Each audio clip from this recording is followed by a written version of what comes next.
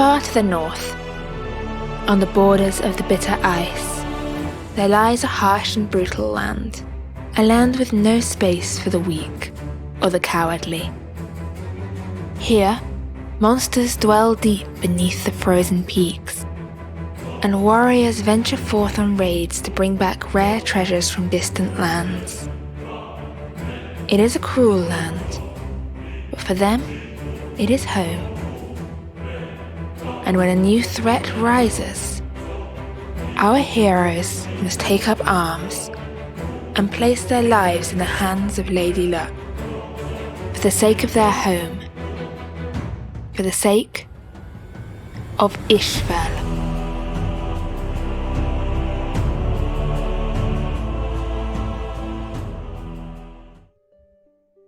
Okay, all right.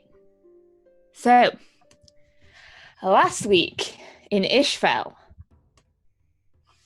the group continued their investigations into the mysterious Uriell, and Saffron, who was his stooge/apprentice. The full measure of what was going on there still remains a mystery. But in the house of Uriell, Aldous found a curious letter addressed to the now dead Saffron, and the party gained possession of a curious device, which they now know to be named the Astral Drive, which aids travel over great distances. Seeking more information, they've sent Aldous' familiar, the cat Sindri, north to Trellbro to get more information from Kelda, who is Aldous' brother, and Krasara's sister Emalia, who may know tales from her homeland of Zimvala. But whilst they're waiting for the familiar to return, Krasara decided to take a little walk around the village and was drawn in by the sight of strange smoke to the house of the wizard named Felix. And bravely, or foolishly, Krasara agreed to test a potion for him. Potion of mind reading. And after, I believe it was Torvald who's dismissed as having boring thoughts. After dismissing Torvald's thoughts, she headed on and met with Actaea. And the use of this potion revealed to her what had been haunting Actaea's dreams. And she finally had an answer for who the dead girl in the silver chair is that Actaea has been seeing over and over again in his dreams, now known to be Krasara's sister Emalia. Realizing that Emalia might be in danger, the group headed north through the night towards Trellbro. But along the way, they were led a little astray when a certain party member decided to follow a horse. Naming no names. Aldous.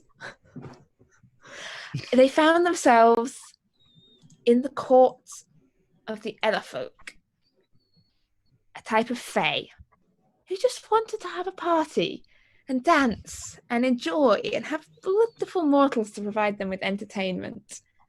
And entertainment was provided, as Torvald and Ira, I believe it was, who demonstrated their glorious dancing skills.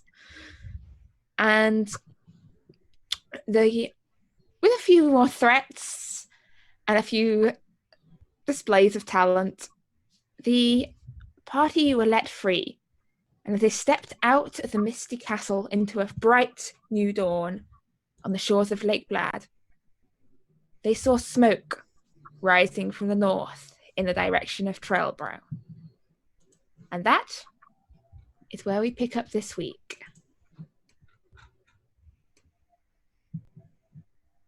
I think it was dawn when we stepped out. Yes, it stepped out. The sun is just rising, and off, directly across the lake, you can see a column of thick smoke rising from Trellbro. Do you all see that? I wish we didn't. We need to go. Yeah, let's go. I'm just gonna take off. All right. So racing along the shores of Lake Blad, you can hear noises now. The clash of like weapons against wooden shields, yelling and shouting, and you can see as people scattering, running for the trees in the forest in the way that people do when there's a raid. Raids are not unknown to the people of Trellbro. It is an occupational hazard of living in Isfjell, or anywhere near Isfjell. And currently, you can see people running all directions from the village. You can also see a boat drawn up against the shore, which is not one of the one you recognise. It's a strange boat pulled up on the shore. Strange in markings or strange in design? Strange as in a stranger's boat. Okay. You can see it's sort of, the wood stain is a dark shade. Not like anything sinister or evil, just, dark stained wood. And you can see the edge of a strange device on its shield. On its ship. Sail! That's what you call the big fluffy things. They're air shields. What does the symbol look like? The symbol, well, if I'm getting it the right way around, I was just checking, looks to be something more or less like that.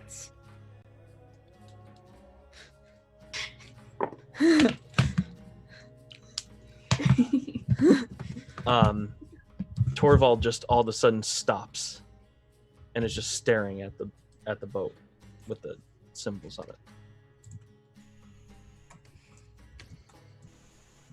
So Torvald, go ahead. Torvald pulls to the hole. Are the rest of you stopping with him, or we're just racing on past him? I'll probably run into him. I'll stop with him. I'll stop behind him. I'm reaching out for Sindri. I'm trying to mentally reach out for Sindri. Okay. So reaching out, you can feel Sindri's answer going, "Oh, Aldous. That's not the direction I expected to find you in. Right, I'm coming. Where's Emalia and Calder? They were in town when I left town to go and tell you. Oh. About... Okay. There'd better be fish in this for me. Oh, there'll be plenty of fish. Plenty of fish.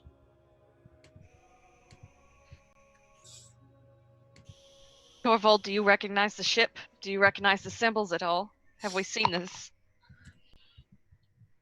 It's those bloody bastards. Who?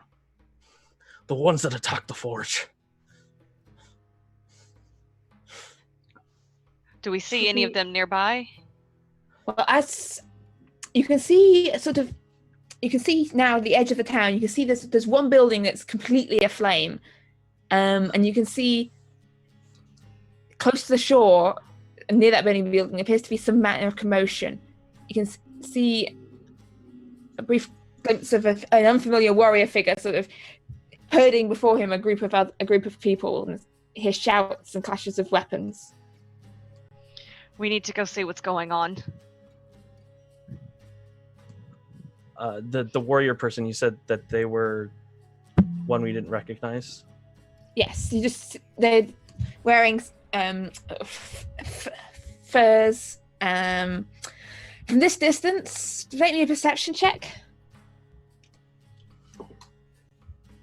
Do you want just Torvald for that, or should we all? Just Torvald, he was the one that asked. A 9. 9. 9. From this distance, you can't really make out much very clearly. I'm going to... So I don't see any of them at all. You can... Out in the open. As I said, you're not yet at the village. Like, okay. You can see the town across... You can see the bridge, and you can see the town ahead of you. But currently, it's still about, half a mile away. Like, maybe a bit less than that. Like... I'm just gonna run straight for the village then. Okay. Yeah, Kasara's gonna follow. Wait. I know you want to get there in a hurry, but I can get us there without being seen. How? Does Just that stay matter within- that much? Stay within 30 feet of me. And he is going to concentrate and focus, and then emanating from him, it's going to be like everything goes silent for a moment, and then you're kind of going to have a tinny sound. We can hear each other, but outside of us, we're covered in a veil of shadows and silence as I cast Past Without a Trace. So we don't leave footsteps, and we get a +10 to our dexterity stealth checks. +10. Okay. Yeah. So That would only stealth sort of aid apply would if you're require moving stuff. reducing speed, right? Yes. Torvald's just going to ignore him and just run Okay. towards them. So fast Torvald as is racing in. The rest of you, stealth or speed? I'm going for stealth. Stealth. No. Okay. So the rest of you make me stealth checks. As Torvald, you race on ahead. And as you race, you sort of pass over the bridge and into the town of Trellbro itself. As I'm running, when there's stealth behind me, I'm going to use thaumaturgy and project my voice right over their head and say, "What are you doing? We need to get there as quickly as possible." And then I'm just going to keep going. I got an 8. That's Okay. an 18. +10? It's a +10, yeah. Oh, that's 18. I got a, Whoa. I got a Alice? 29 then. Ira? Dirty 20. 21. Okay. Dirty 20. Yeah. And this booming voice echoing out in the air above you.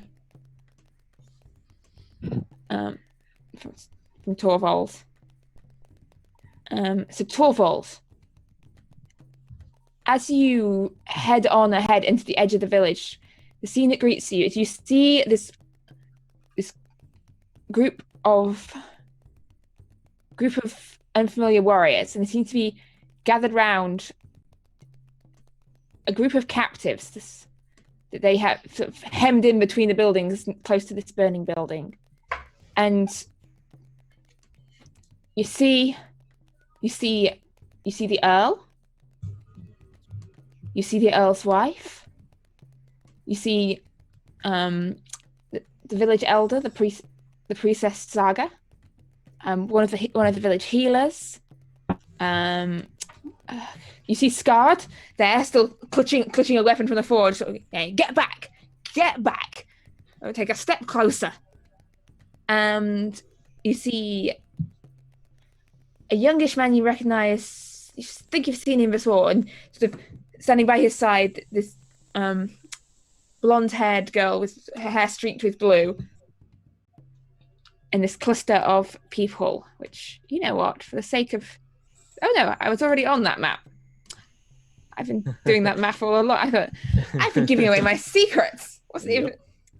No, I didn't. I just literally turned to roll 20 just now. Yes. So The Yeah, map I that I've haven't said anything, so you're good. The map that I accidentally had up on roll 20 all along as I was fiddling and faffing around with stuff. You see that one? I saw the map earlier, but there were no tokens. So Yes. Yeah. So you see, as you're coming in from the direction, from sort of the boat, and from this direction down on the bottom left of the map, you see one straggler who's just there, still sort of throwing things into the burning fire, going, "Yeah!" Does Chrysara This see one all right this too, or is this Torvald?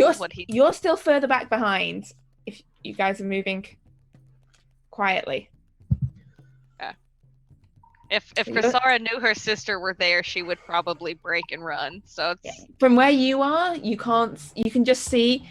From where you are, you can just about see this one warrior silhouetted against the flyer, who's just busy there throwing bottles into this fire. Yeah! Having the time of his life.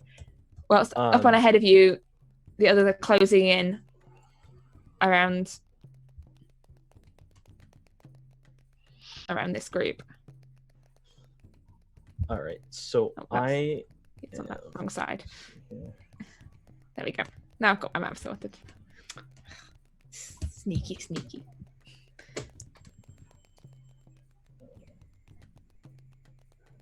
Okay, so Torvald, as you reach up towards where this warrior is, are you still running full pelt towards him?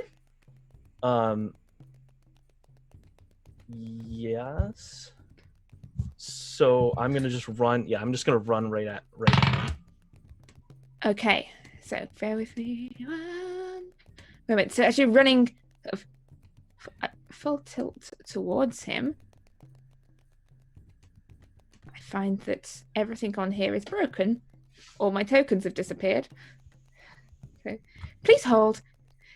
But meanwhile, the people sneaking back there, you see Torvald race off ahead of you, and you see his burning buildings. Are you carrying on sneaking stealthily forwards? And if so, aha, there we go.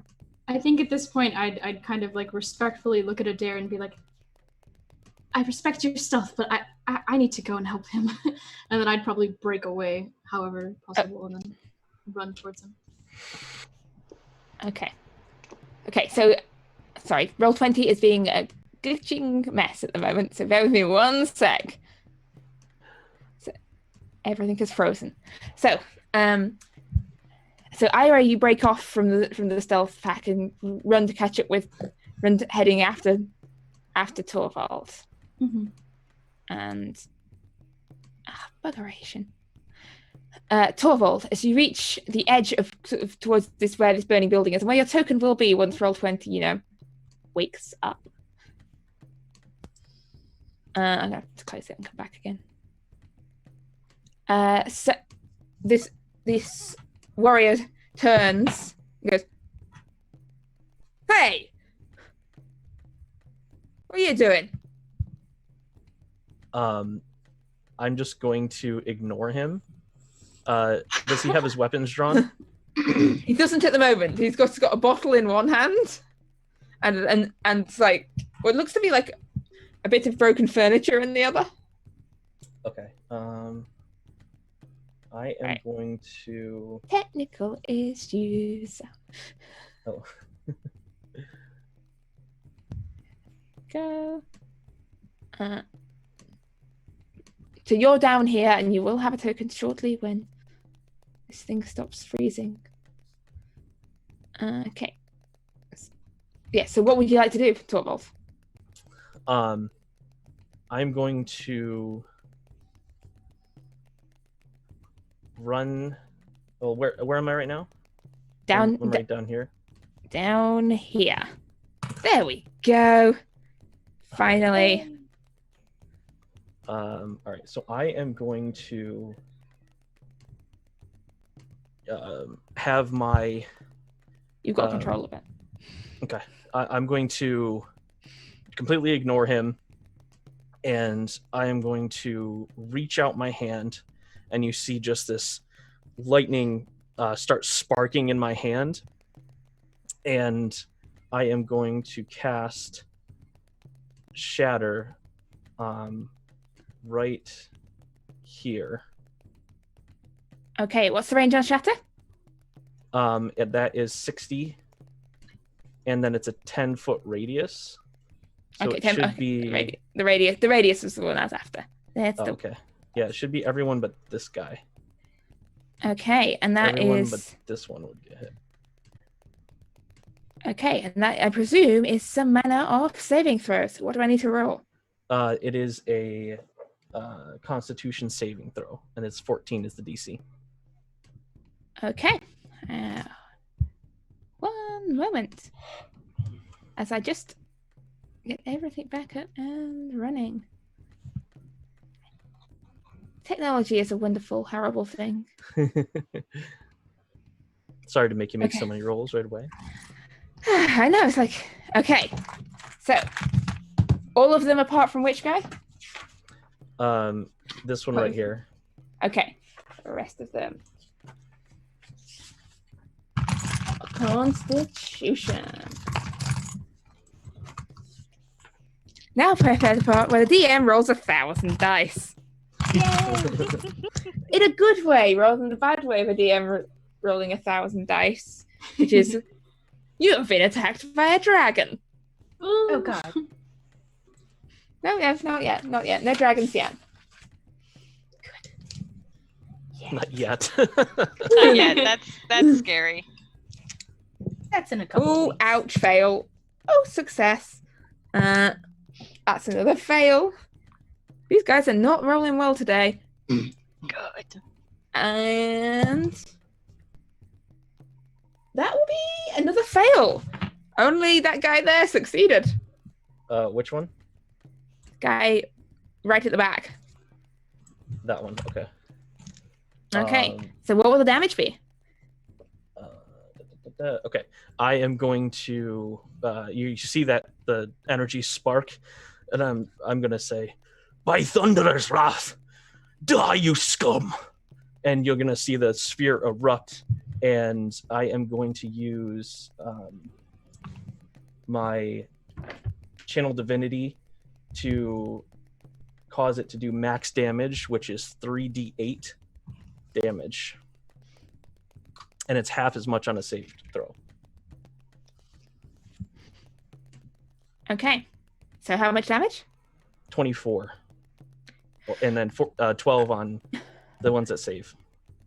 All right. So you hear this thunderous boom through the ground, and you watch as 1, 2, 3, 4 warriors drop down dead. And then this one sort of spins round, startled, and stares down at Torvald, sort of drawing his axes. And I'm I gonna would say, like- "Are you sure you want to do that?" he goes, looks at you and goes, "Ah!" Which translates roughly as, "I am going to tear your head off, you little tiny dwarf." The one in front of me. No, the one at the back. The one at the front of you is just looking like, "Oh shit!" Okay. But at this point, I was gonna say, like I would hope I get intimidation with advantage after blowing up. I would like everyone to roll initiative, please. There'll be a couple of, depending on how fast you started running, some of you are going to be joining Torvald here sooner than others. I got an 13. 8 for Eldis, 10 for me Thir- for Torvald. 13 for Crisara, 10 for Torvald, 17 for Ira. 17 for Ira, Sounds about right. I think that's how And- we're walking into the Yeah, fight, no, that too. makes sense. and Adair. 3.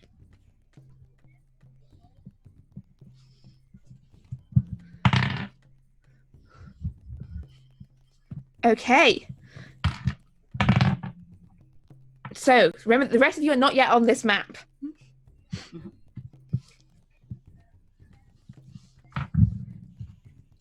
So, first of all, having rolled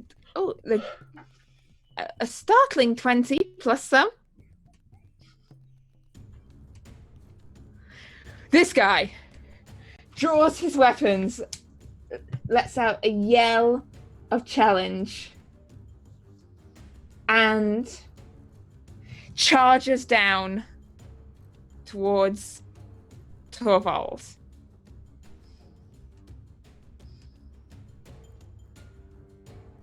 It's snapping.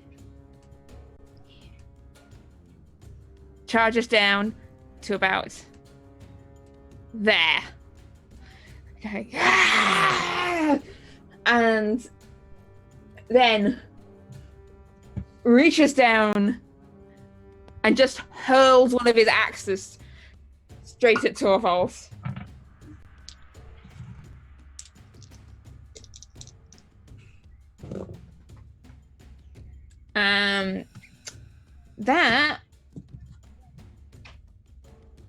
That will be only a 15. That will not hit. So So Torvald's how's going it- to take his shield and just smack the axe away. Axe clatters to the ground. And you notice a spark of electricity and thunder on the on the shield as he smacks it away.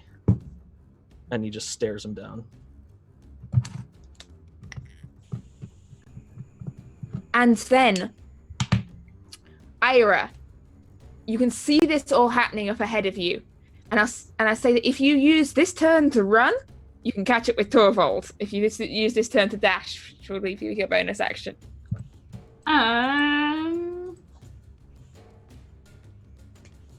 Yes, I Unless you believe have- that is exactly what I want to do. Yes, no, that's what I'll do. I shall dash. Yes, because Torvald raced in ahead. It's going to take some time for catching up. Yeah, understandable. So you can get up. You should have control of your tokens. Up to wherever you would like to be around the Torvald vicinity. Shall be right here. Okay.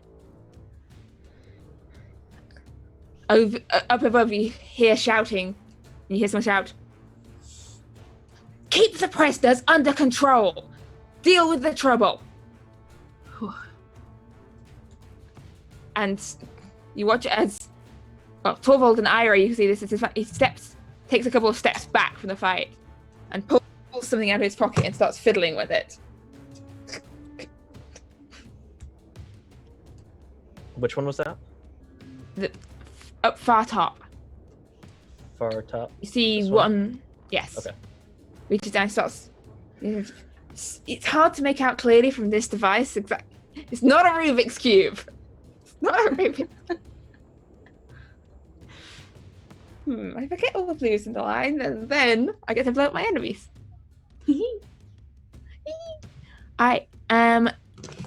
Which will bring us to Krasara. You're still about 2 rounds out of this fight. No. I know, I'm sorry. Does she hear the sounds of battle?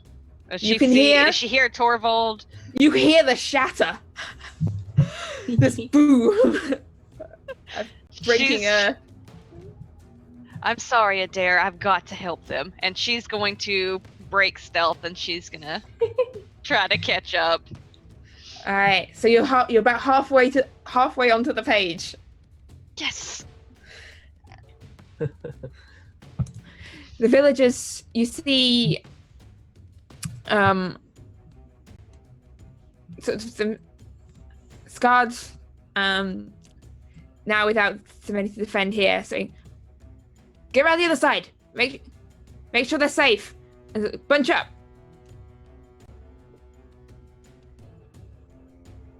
And he's gonna head round to now where the most danger is coming from. Sort of raises it. Looks like not much just shield, so much just like a bit of wooden board he's carrying that he's managed to pick up, like not expecting it. Holds it up to back and. When I get a chance, I want to say something to Scarred. I want to yell something. Yeah, go for it. Yell something. You can yell. Scarred, get that bastard that's fiddling with that thing over there. Right. Okay. So, the rest of them. You see several of them appear to be some of them moving slowly, and there seems to be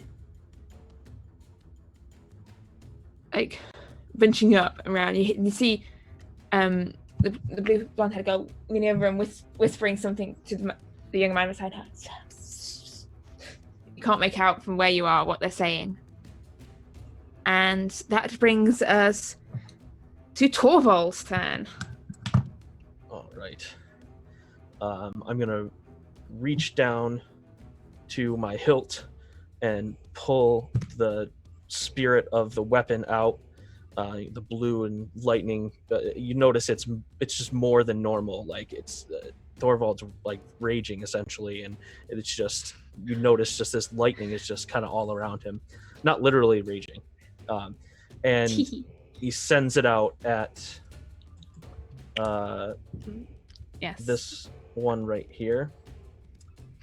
So he sends the axe flying at him. Yeah. The axe over there in a sec. As I said, everything went weird today.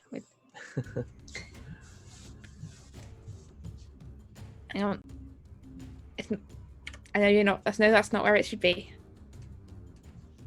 Okay, you've got control of it now. The axe is yours. Okay. Wherever you want it, place it. Yep. It's gonna go right here. And it's gonna attack this guy right below it. All right. Um, Roll to hit. That's gonna be a 13. 13. That will hit. All right. That will hit.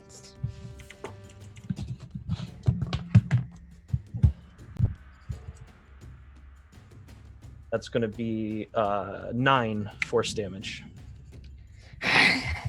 He just seems to get angrier. He's spits on side.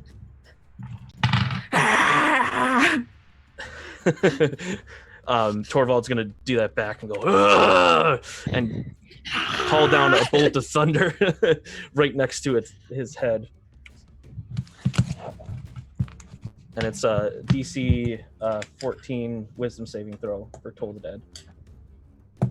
Oh, he is not wise. He's gonna take roll the damage. 7 necrotic damage. Okay. Hey. Ah! Still angry. Still not dead. And that brings us round to Aldous, who is also currently back with the 2 turns off the map group. I'm going to look ahead at the. You can see running- Chrysara sprinting off, and Yeah, I'm going to look at Adair. I'm gonna draw my short bow and knock an arrow, and then I'm gonna shrug and start running, attempting to stay within the 30 feet though. Okay, so if Adair on his turn is running too, then you'll be fine. Yeah. I'll keep up with her, seeing what she's gonna do. I'll stay with her. Okay. So by this point, you can get by the end of your turn, you're about 60 feet off the map. Okay. Same up to So about Sarah. 70 feet. So about 70 feet from the guy that Torvald's been fighting. Is that Yeah. Yes. Mhm. Yes. If you use your turn to dash, then you. Okay. That brings us to these guys. These two run down towards Scarred. This guy starts making his way down here. This guy comes to back up his friend, grabs him, shaking him by his shoulder, and goes, "Stop being a drunken idiot and do something!" And this guy is going to run forward and attempt to hit Torvald. Sort of throws the bottle to the side and pulls an axe from his belt and takes a swing towards Torvald. And I'm not sure that's going to hit anything. I don't know. That is a 17. That will not hit. No, he fails to hit Torvald.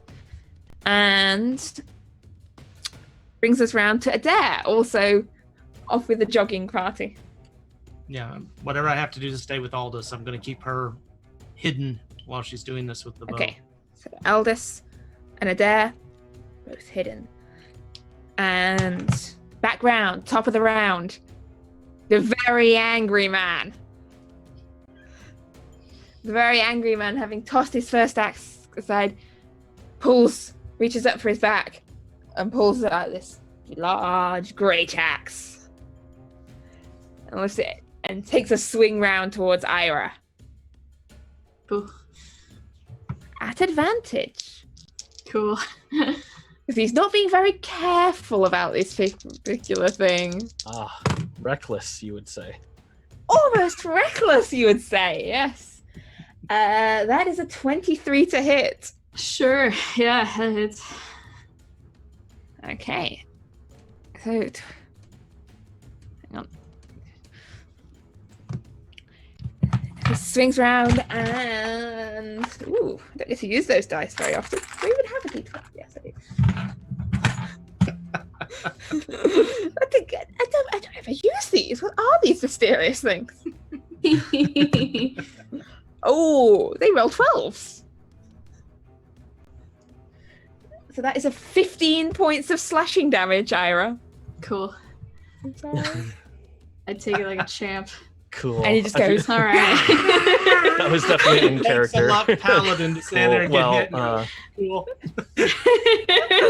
Well, I'm gonna have to attack you now, so I'm sorry. Ira, it's your turn.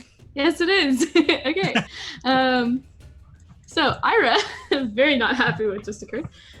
She's gonna go ahead and, with her longsword, slash at the same creature. So that's going to be a Oh man, not a creature. creature to me. You've got advantage, by the way. Oh, I have advantage. You have advantage. That's a nat 20 then. Oh, yes. Smite him down. I'm going to. I know how smite works now. Okay. Okay. Roll the damage. Okay. Remind me, how are we doing crits? Double the Is it dice. just double? Double, okay. Double the dice. Just roll all the dice. Just All take your of dice tray them. and dump it on the table. Yes! Okay. So, Is there a smite in there as well, or is that just a straight hit? oh, there's absolutely smite in there as well. Why not? So it should be 2d8 plus 4d8, so 6d8. 48? Unless How do you I get 48? I think it's 2d8 from the smite. Smite's 2d8, And 2d8. Yes! and you Okay. double it, so it's 4d8, and then it's 2d8 because you have a doubled 1d8 for your weapon. And then I add the +2 that I have to damage. I add just once or twice from the double. You should have more than 2, I think.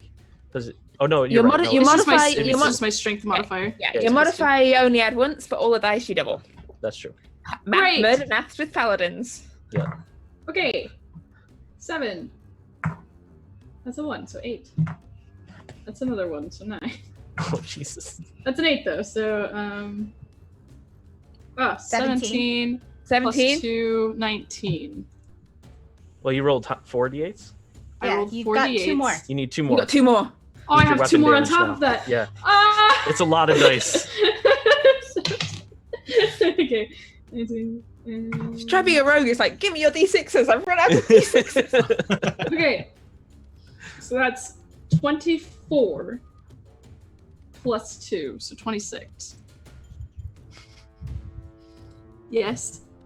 I think He's so. still standing, but Oh! you see, I don't like that. You know, his sort of look of, ha! It looks like, What is your smite? I'm what does gonna your give him smite a look stern like? look. My smite? Yes. Oh, it's kind of like, so I have a wind always kind of slightly around me that kind of blows through my hair, but it like picks up significantly, and then it kind of seems to go into the sword, and then the sword glows a little bit more than usual, and then. So it's like, it's not like a smite from the like heavens, it's more like a smite like that comes from the air and then charges into the sword.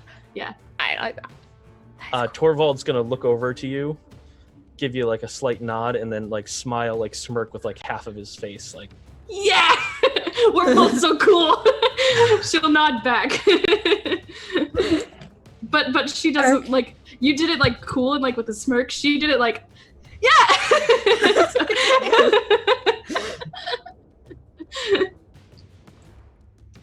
Men, keep the prisoners calm, you fools! Help is coming! Like, what? Just keep them away, whoever they are. Still fiddling with this strange device in his hands. And that brings us round to Chrysara, who by the end of this turn can be on the map. Like, Yay! blame Torvald for running. Yay! Blame Torvald for running ahead. Not me. I blame you guys for not following me. Just blame me. It sounds fair. Let's just blame the DM. It's totally her fault. And so Kristara's just charging to try to get onto the map and cause some damage. But yeah, you can get up to what's your athletics? Hi. Athletics +2. I'll say you can get up to. Be nice. I'll say you can get up to sort of these sort of squares here by the end of your turn if you want to be, or you can be a bit further back. She's gonna try to get up to this dude. It's not pinging, but here. Yeah, you can get it by the end of your turn, having dashed. Okay, yeah, that's where I want to wind up. Okay. These guys, Scarden that's holding us back, you see them moving down, drawing in this sort of direction. Seems to be some confusion about where and what's going on, and also they seem to have gathered at least a couple of old people with them. So draw in, and the Earl, of course.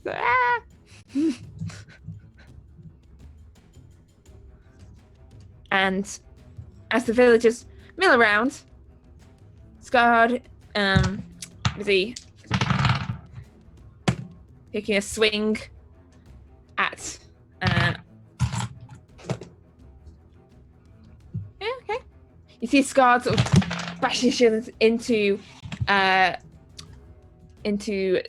warrior in front of him, and the woman next to him also is sort of doing the same. You see she's got some sort of farming sickle in her hand. People are caught a little bit off kilter.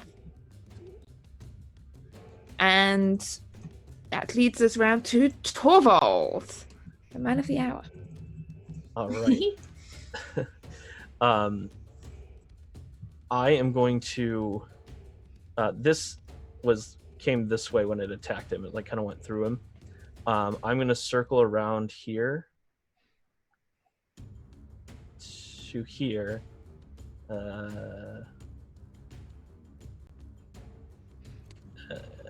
There. 15-foot cube is where would that 15 hit? foot on each side? On each side? So like this? Yes. 15-foot cubed. Okay, gotcha. All right. So 3 squares by 3 squares. If the world was theoretically divided into 5-foot squares. Theoretically. Actually, you see people when they build a town there with painting lines on the street. All right. Torvald's gonna say, "Thunder, bless my allies." Ooh. And you're going to see, you're gonna have 3 lightning bolts are gonna come down from the sky, and they're gonna strike me, Kristara, and Ira. But you're not gonna feel anything. You just feel energized. You feel like when you make an attack, it's going to be a little easier to hit, like 1d4 easier, and also you'll be a little quicker getting out of the way or resisting other saving throw attacks by a d4 as well. Nice. And then as I do that and those lightning bolts strike, I'm going to call the axe back, and the hammer side is going to swing around and attempt to smack him in the head. All right. Attempt to hit him in the head. With advantage, correct? Yes, still with advantage, because he was reckless fool. That's going to be a nat 20. That's what you get for being reckless. Yeah, reckless All is right. not paid. Everyone crits against you, it seems. Yeah, exactly. So that's 10 plus 4, I believe. Double check here.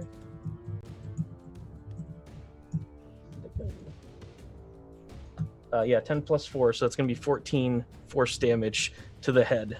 the skull. And you just see as this lightning axe in the form of a lightning and energy just, and you halfway through his, he's dead. He is dead. And then the axe continues through and flies like right before my hand, and I stop it, and it's just floating right here. Okay. Which brings us to Aldous, who is still slipping along with Adair, about 70 feet away from where all this is going on. Yep, and I'm still running. Once I do get on the map, can I climb on top of that building? This one? Not the one that's on fire. So yeah. You can make me an athletics check to certainly try. All right. You want me to do that now or on my next turn? I'll do it now. Like, I was mean that you're super. That's a 17 plus 1, so that's an 18. Okay, I'll say by the end of your turn, you can be up there. Awesome. As this guy lunges forwards and takes a strike at Torvald. Be careful what you wish for. The dice gods do not favor me. That was a 1. A 1. Not my night. It's not my night. So does he actually hit me and allow me to use my reaction? No, he doesn't hit you. He doesn't even hit you. He just swings his axe wild. And just like he just touches my armor and just gets shocked. He's too drunk. He's too drunk. That's the drunk one, right? No, the drunk one's the other one that's facing off against Chrysara now. Oh, okay. I missed that part. Yeah, so that guy misses you entirely, Torvald. Okay. Whereas the other guy, the drunk guy, looks up at Chrysara, pulls his axe and goes, "Come at me!" and slams his axe towards her. I don't think a 10 will hit Chrysara, will it? A 10? Nope. Okay. I need some new dice. No, you don't. No, you don't. No, you don't. These Right are then. perfect. Yeah, you're fine. You're failing me. Okay, which brings us as this guy here. You see, stay where you are. Stay where you are, or I'll kill whoever this guy is here. Pointing to the Earl.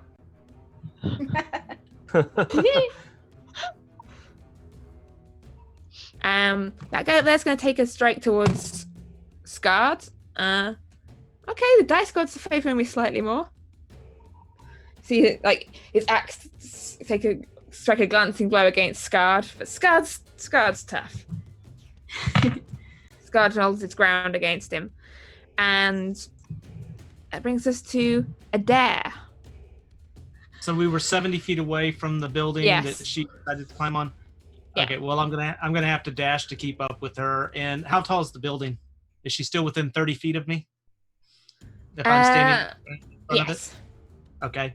Then I will move to that position to keep her hidden and forego anything else since I can't do anything aside from keep up with her. But I'm going to stay on the ground right in front of the building. Okay. All right, that guy is dead, which brings us round to Ira's turn as we reach the first round in which everyone is actually on the same page. Yay! Literally on the same page. Cool. All right, I'll just move up and go ahead and attack this person here. Which one? Sarah's fighting. Oh, the drunk guy! Come Yes. at me! I can take you, the lot of you! Come on! Come at me! Sure, sounds fun. She'll go ahead and hit him. Let's see. That's going to be. Did you say I have advantage to hit on him since he's drunk? No. No, That this was is- that was the reckless guy who you had advantage to hit. Yes. Okay, great. Then that's going to be a 13 to hit. 13 will hit. Yay! Cool. Okay. Top tip: pack your armor if you're going to go raiding. Yes. Yes. Great. And then that'll be just your standard attack. That's right. That's going to be 4 damage. 4 damage. He's not There you dead go. yet. 4 damage. Oh no, we're being raided. This is disturbing. Better. We're being raided during a raid. That's so fun. Where was I at? That brings us round. Ira, is that everything? To the guy at the back fiddling with the thing. Here we go. Just, for God's sake, man. Just keep them back. Aha! And you hear this loud click. And then you watch as the device in his hand just starts to glow. It's bright white light, and then this bolt of white light streaks upwards into the sky. Directly up. Up, and then scatters out across the sky. And Ira, you would have seen this before in that it looks almost like fireworks, but less beautiful and more functional. As this flare lights up the sky above Trellbro.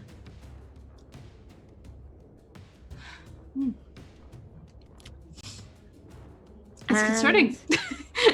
That brings us to Chrysara. All right. So, since I'm on the same page, Chrysara never stopped running, did she? Since she's No. Okay.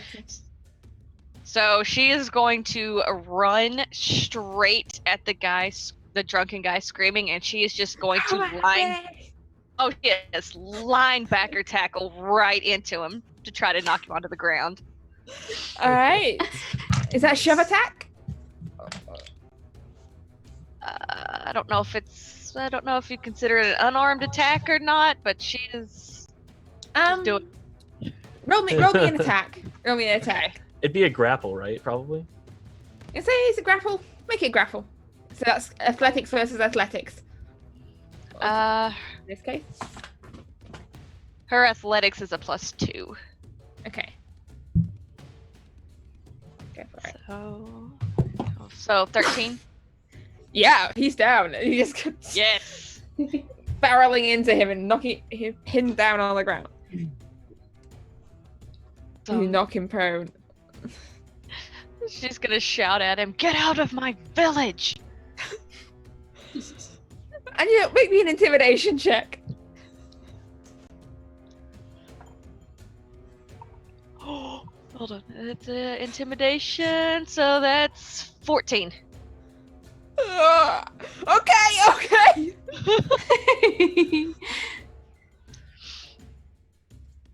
And then, do I still get to attack him? No, that was your attack. That is it. Okay. It's down and he's pinned. As this flare lights up against the sky, so the battle up there, the villagers continue to hear commotion and running, and people. Elder steps forward to try and sort of muscle off the guy who's threatening the Earl, and brings us round to Torvald. All right. Let's see. All right. Torvald is going to have the weapon is going to attack down the axe end, going straight for the neck of the person on the ground right here.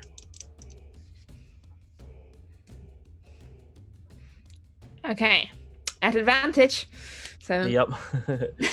So that's going to be a 15. That's it. 15 is enough. Actually, it would have been more, but yeah, 15. All right. I keep forgetting about bless. Oh yeah, don't forget your blessings, people. So it's going to be 6 damage.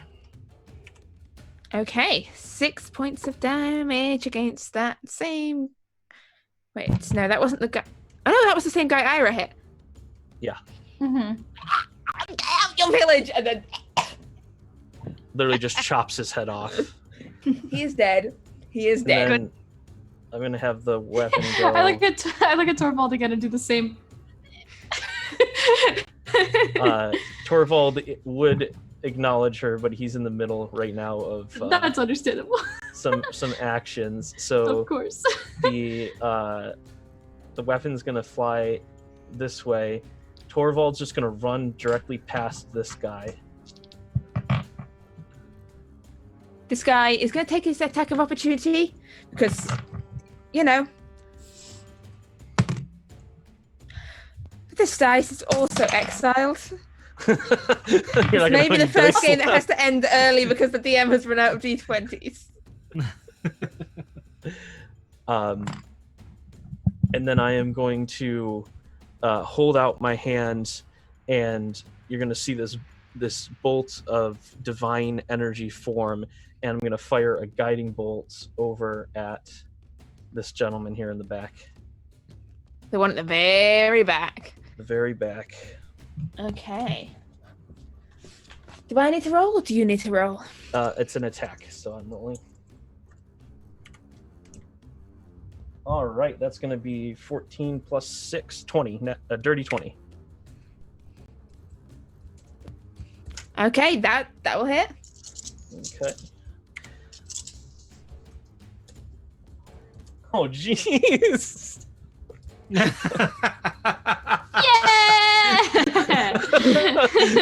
Now I need to start exiling some dice. That was like the worst guiding bolt in history. So this dramatic bolt of energy. Torvald's not used to channeling the divine because so often he's channeling thunder and lightning, and it streaks towards him and does a whopping total of 5 damage. Woo! But you see him light up. I can do some tricks with light too. Glowing. How do you like it? Oh man, that was disappointing.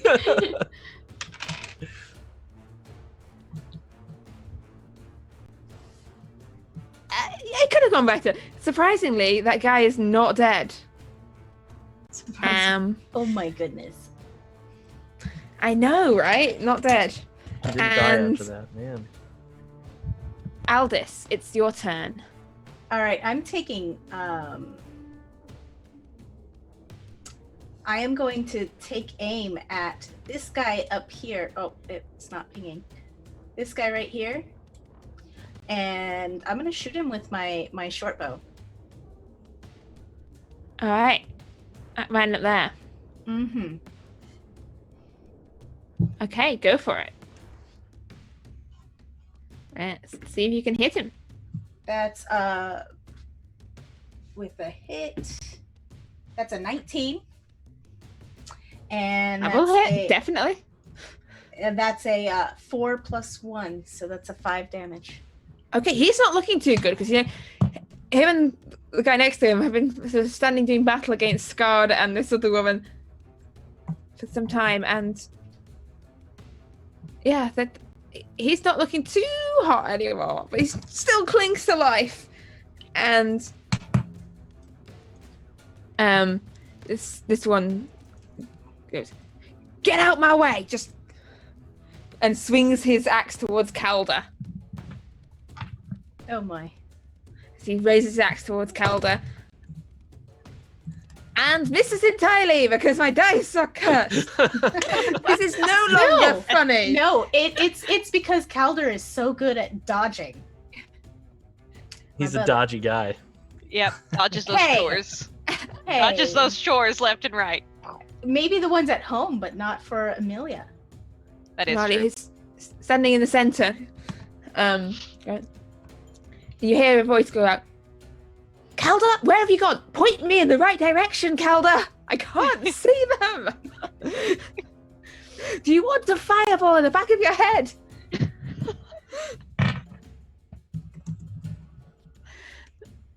And that brings us to Adair over there. We have this guy who I don't think anybody's quite battered this person yet, have they? No, Which one? The guy next to That guy. the guy next to No, the fire. that guy. You know, he's been doing all right. The He's just hanging out. Torvald gave Yeah, him no he's respect fine. and just ran by him. Save him as a slave. Save him to be a slave. Mm. Yeah, he's like no one. Why do we need a slave? The town Adair needs is- somebody to help clean up after. Oh, I suppose. Yeah. Adair is going to look up at Aldous and say, they'll probably see you after this. Charge forward, using his primal savagery, let the claws come out, the teeth come out, and is going to take a swing at him. And that is going to be a 17. That will hit. All right. Unfortunately, it's only going to be 2 acidic damage, but hey. There's a lot of curses going around today.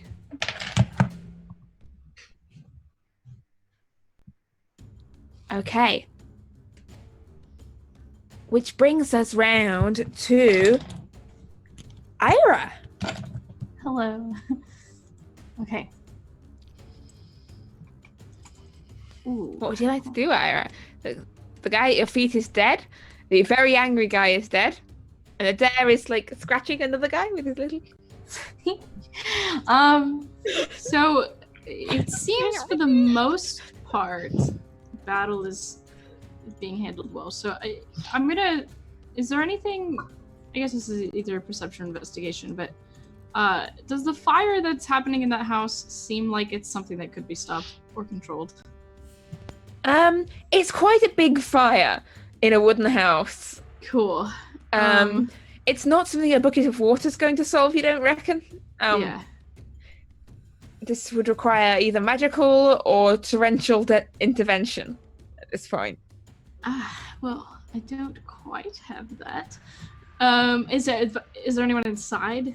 Is there anyone nearby that needs help that is You could see in most of the villagers warpath? appear to have been chased out of the house, probably driven out by smoke and flame from inside the large, like the hall building. So ahead of you can see this group of cluster of villagers. Some of them clearly injured, some of them fighting off against the guards, and in the center, Emalia going, "I literally can't see them, Calder. Is that helpful?" All right. Well, I'll go ahead. Can someone remind me how to do the little arrow thingy that tells me how far things are? You'll see a circle with a little thing sticking into it. It's in the middle of the toolbar to the left. Yes. It says snap to center. Yeah. Yes. Cool. Okay. Yes, I'll go ahead and dash up to that group of villagers then, and just leave that house to burn, I suppose. Yeah, we can rebuild it.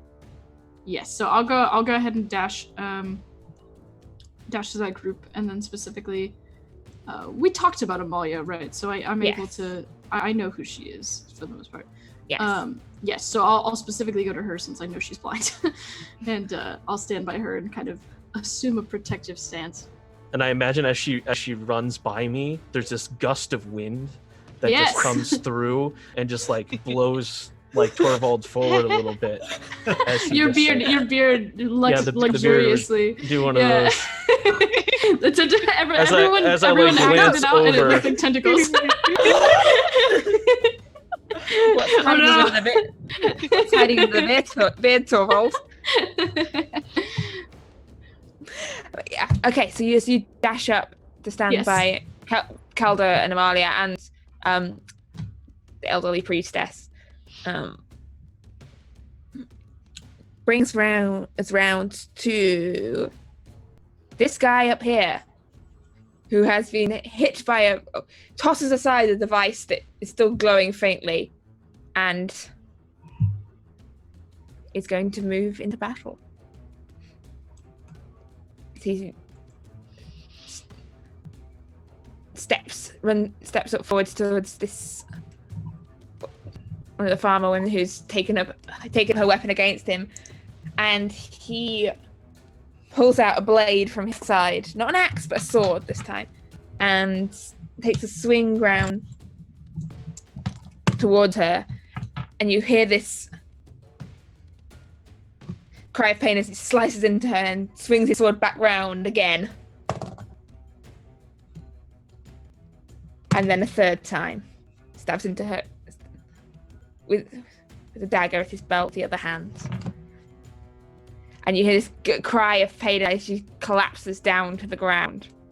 He says, "Try to run, and you all meet that fate.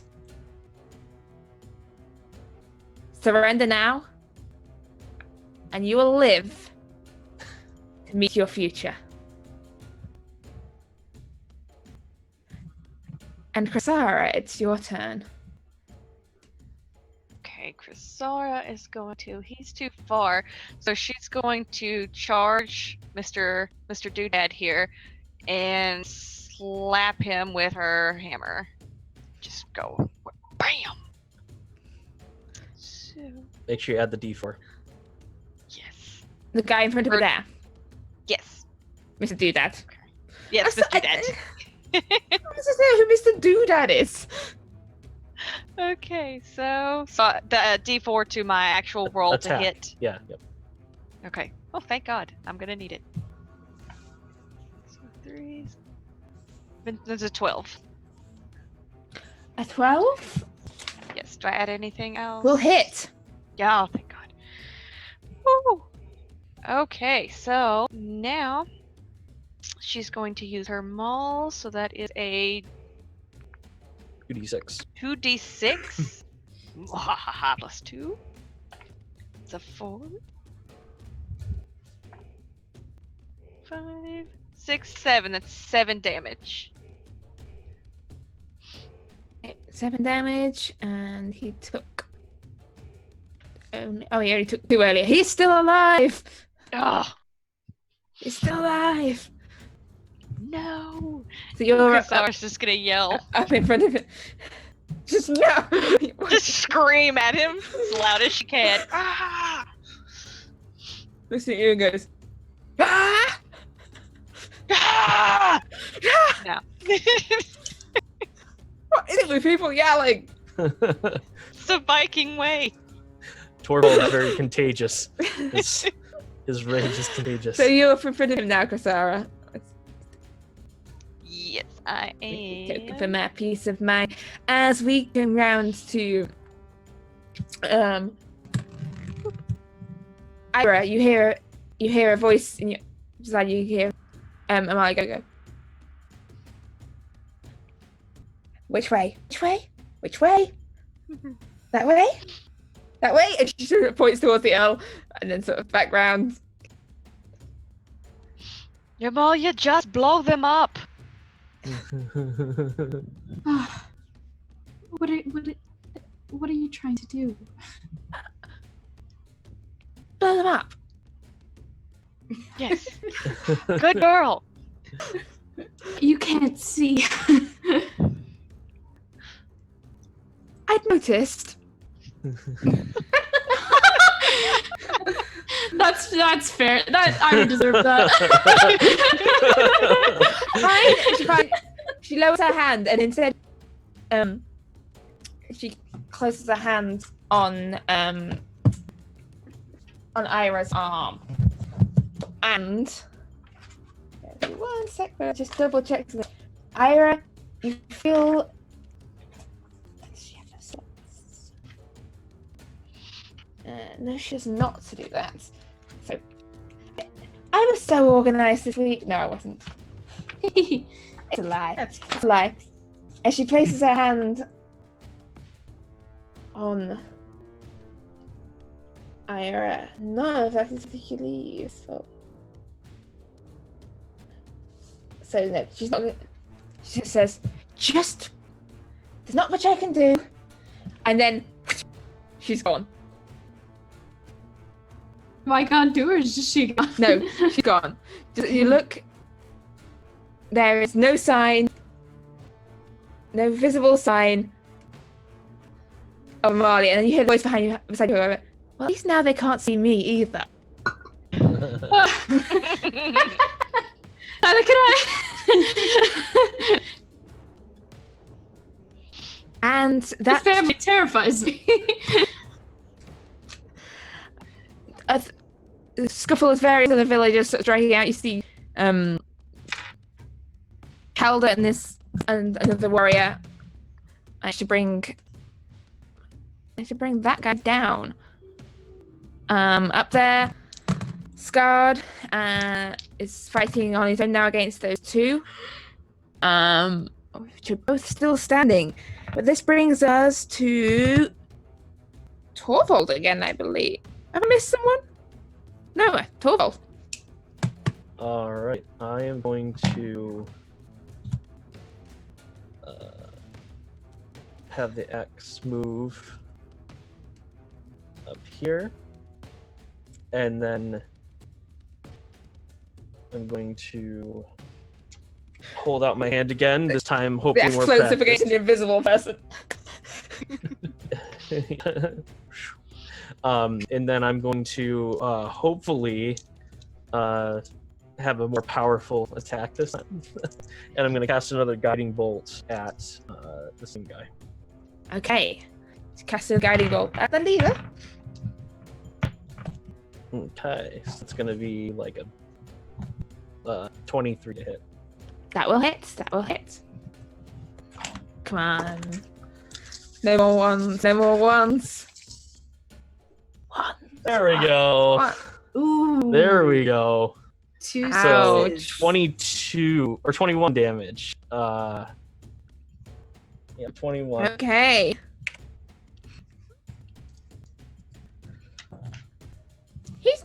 He's noted you're a threat now. He says. He looks around and he's noticed that most of his men are dead. And you see him turn to the member side and he goes, fall back. Fall back to the boat. I'm gonna move. I know which way the boat is, right? Their boat is like down off this direction is the quickest direction to get to it. Alright. Off to the right, I'm the map. gonna move right here, right next to Ira.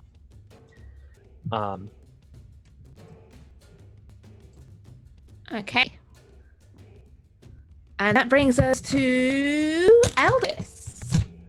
Yeah, I'm going to do exactly what I was doing, which is shooting this guy right there in front of the dead woman. And again, with the short bow. So, Okay. I would like to move closer, but I don't have control of my token. Oh, do you not? I'm No. so sorry about that. For some just- reason yours didn't save. There you go. You should have it now. I'm very sorry about that. There we go. Okay, I'm so on I'm gonna top of be technicals. there. I'm gonna be there, and that's where I'm gonna shoot. That was a 1. That's a 1. Oh, I don't make it. no, sorry, you don't. Moving on. Let's not say any words. As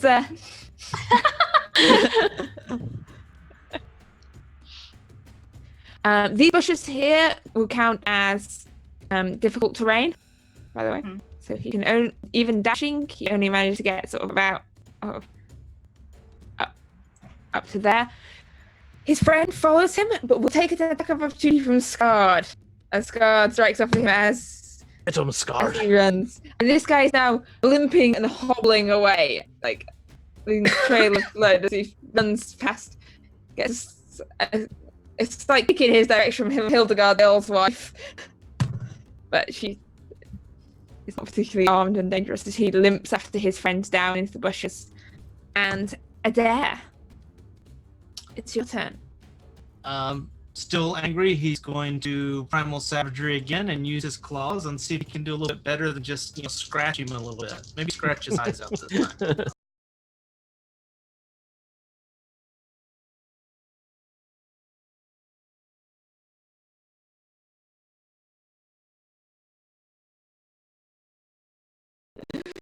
This time she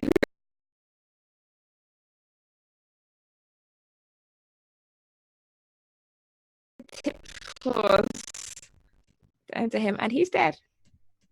He is dead. Good. With him deceased, I would like to take my movement and move. I guess I'd put me. Let's see. Sort of run along the length of the building towards like. Yeah, that'd probably put me about right. It helps if you select the right control there, about right there. All right.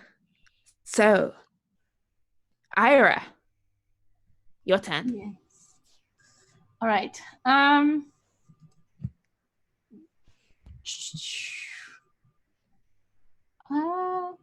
I think I'm just gonna hold down the fort. I'll try to stay within this little clump and stay in that kind of protective stance. And I'll just hold a longsword action. In case of an enemy coming close, within an enemy coming within range, that is looking to do harm. If they're coming like not to do harm but to surrender, then I won't attack them. all right. This guy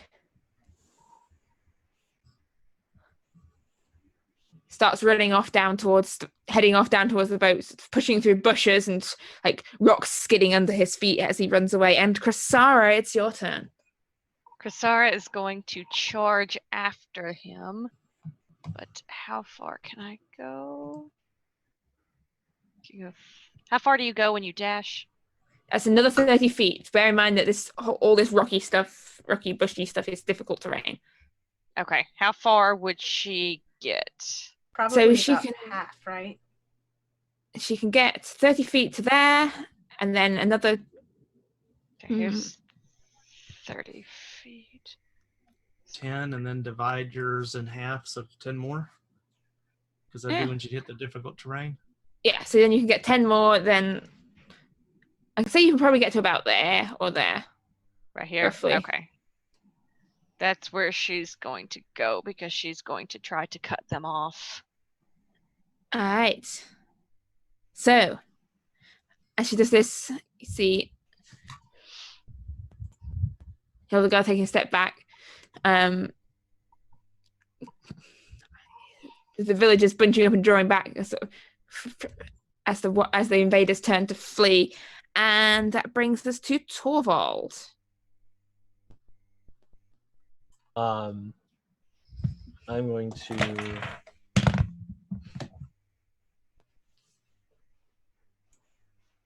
attempt to get this back into range. Doesn't look promising. I'm gonna have the weapon is gonna fly over that way, and then I am going to hold out my hands and fire another guiding bolt At the leader? The leader again. All right.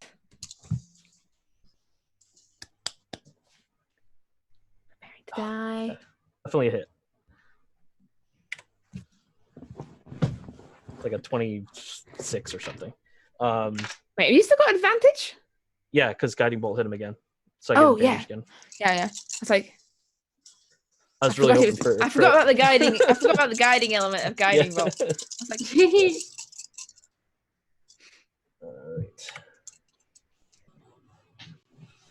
All right, that's going to be 16. 16.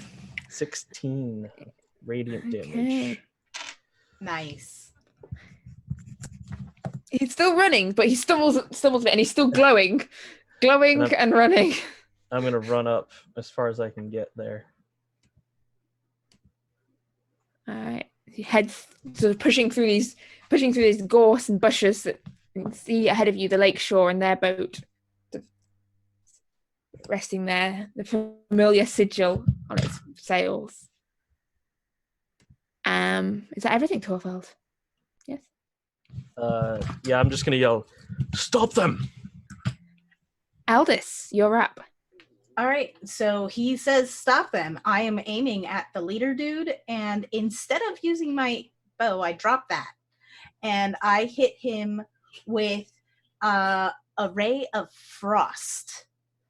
Okay. And I'm gonna just bring my hand down at him, and I'm going to tell him to freeze. Nah.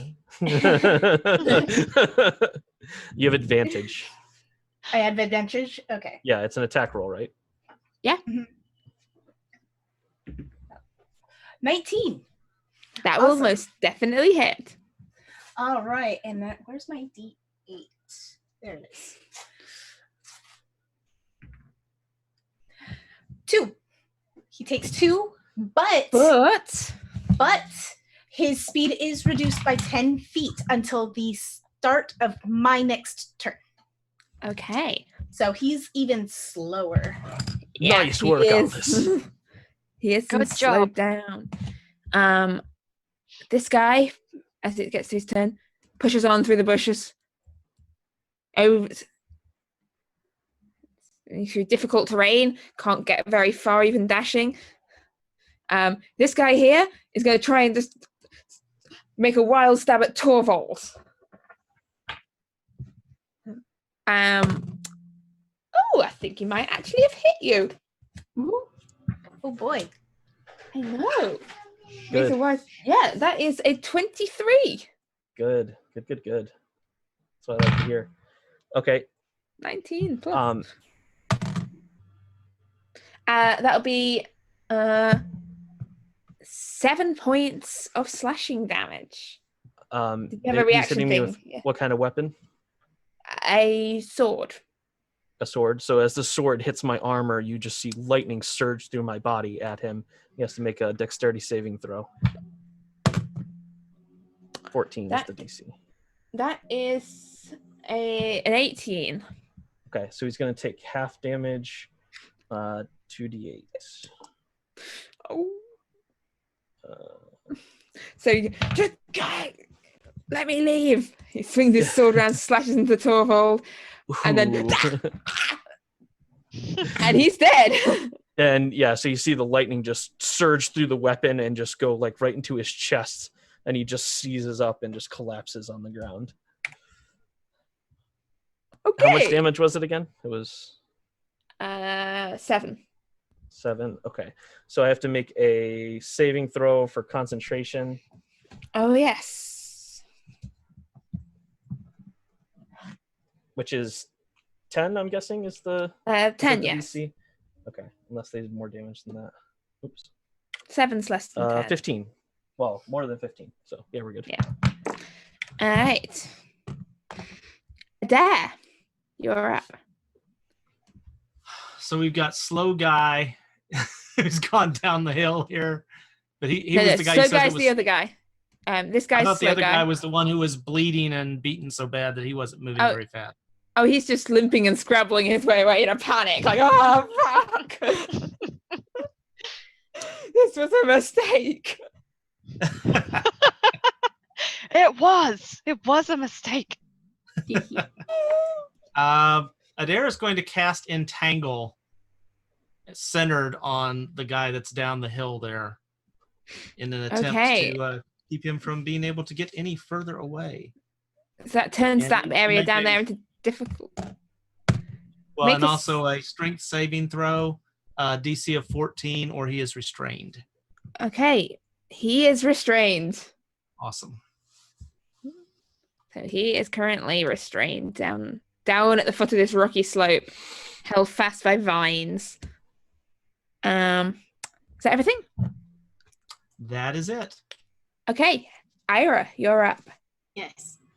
All right. So, it looks like villages are okay, I suppose.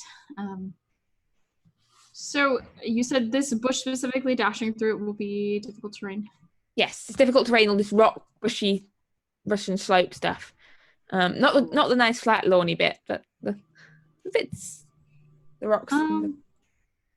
So then, with that in mind, how close can I get to the guy furthest away? The guy furthest away. I mean, it depends if are you dashing or just moving? Dashing, yeah. Okay. So that'll be your. So 20. I mean, you can probably get, what's it, 10 feet of normal, and then gives you another 20 down. I think you can get to about there or so. Yeah. Just past just about where Torvald is. That's exactly what I'm going then. You race after her. And is that everything? That shall be my turn, yes. Okay, this guy just looks like, oh, fuck. He's going to ducks away, and he's going to disengage as his action. Sure. But let's see, he's got 20 feet movement, then halved by the difficult terrain. You see him just slip and slide down this slope and sees ahead of him like the ground full of these tangled vines. You hear a, fuck's sake. As he's trying desperately to escape, but it's not going to plan at all. And that brings us round to Chrysara. Right, Chrysara is still going to try to catch up with him. Let's see, so we're still in difficult terrain, so she probably can only go, what, about half? Half. So, yeah. Here-ish. Yeah. Okay, yeah. She's going to move here, and that's pretty much... I don't think I have anything to throw at him anymore. Oh, I think you've thrown all your javelins at the troll, didn't you? I think so. I had one left, but I think we used it. These guys backing up and looking up at the villagers. And Torvald, it's your turn. All right. So the weapon is going to fly towards him and attempt to smack him in the skull with the hammer end there.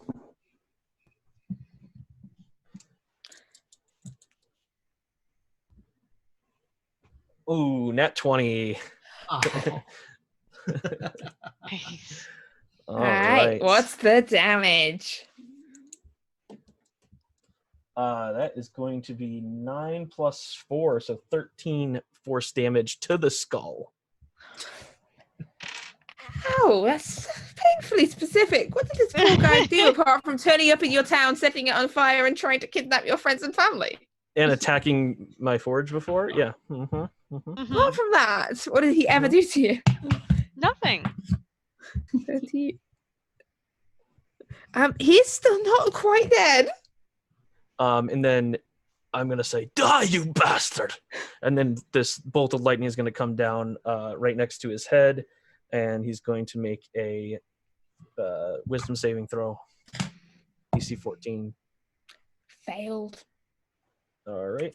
And he's going to take 11 necrotic damage. So as bolt of lightning strikes down towards him, you hear him give a last gasp, and you hear him say, "It's too late! They're already coming." And then as this lightning strikes down towards him. Then let them come. And he is dead. And you hear, Aldous, it's your turn. There's one guy left entangled in the web just going, "Oh, fuck! Please!" He's Aldous, what would you entangled, like to though, do? but he's entangled, but he's not able to move, correct? He's entangled, he is restrained, and I think you've got advantage to hit him if should you choose to. Leave him alive. We'll question him. Yeah, no, I'm not gonna aim. I'm gonna jump down off of the roof and Make me an acrobatics check. Climb down. Very carefully. I got a nat 20. Woo! Nice. It's like a cat.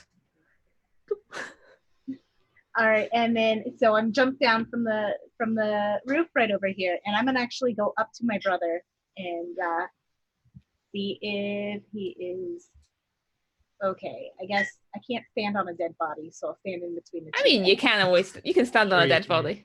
I don't want to stand on a dead body. All right. So as you run up to make sure your brother's okay, I think think that brings us out of initiative. If I'm not, unless it has a sudden desire to go many rounds with a guy with 1 hit point in a net in the entangled. Okay, so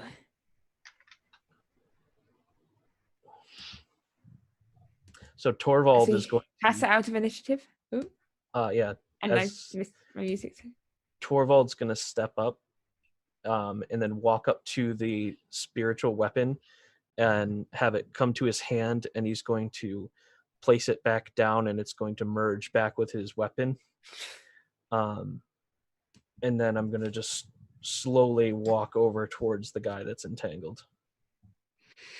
And I'm going to use thaumaturgy to change my eyes so it looks like there's lightning sparking in them. Ooh. And I'm just going to stare him down as I walk up to him. Make me an intimidation check at advantage, please. Nat 20. What do you want? Please, oh God, just kill me. Just kill me now. I want you to tell me everything.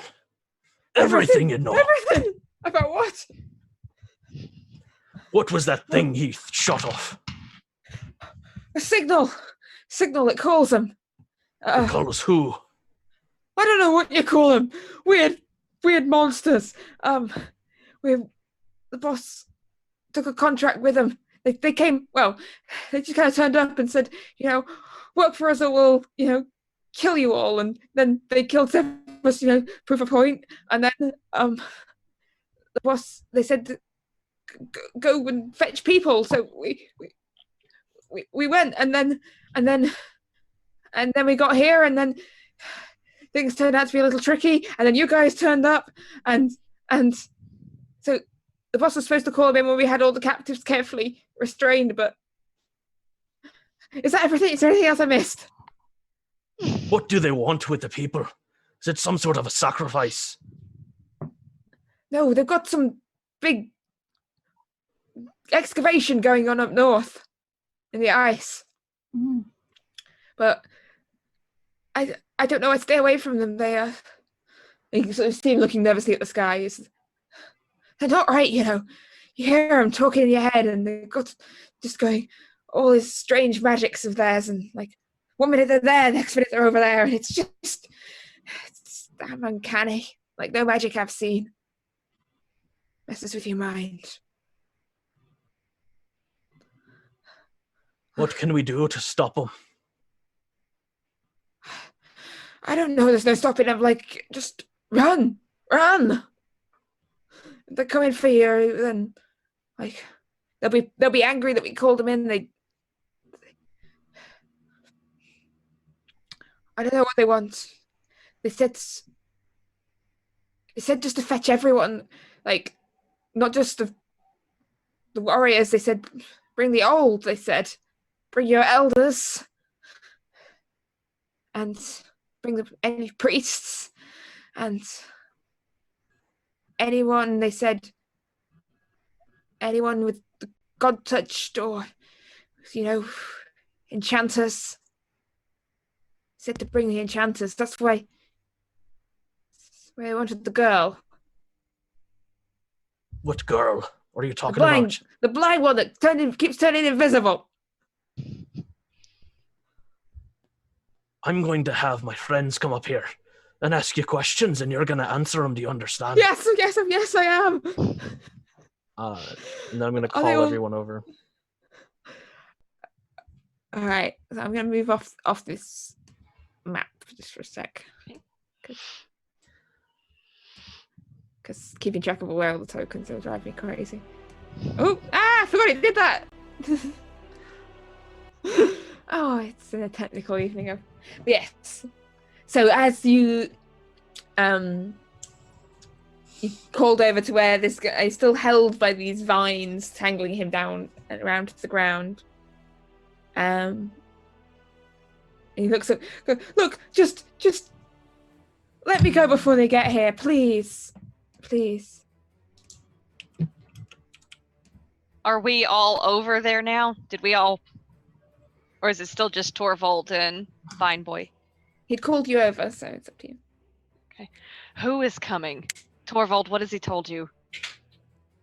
And I'm going to relay all the information that he's told me so far. What did they want with the enchanters? I don't know. I don't ask them questions. Most of them can't even talk our language. What language is it? I don't know. It's like I can't say it. It's weird. I don't know. Maybe they're elves. Maybe it's elvish. They got pointy ears.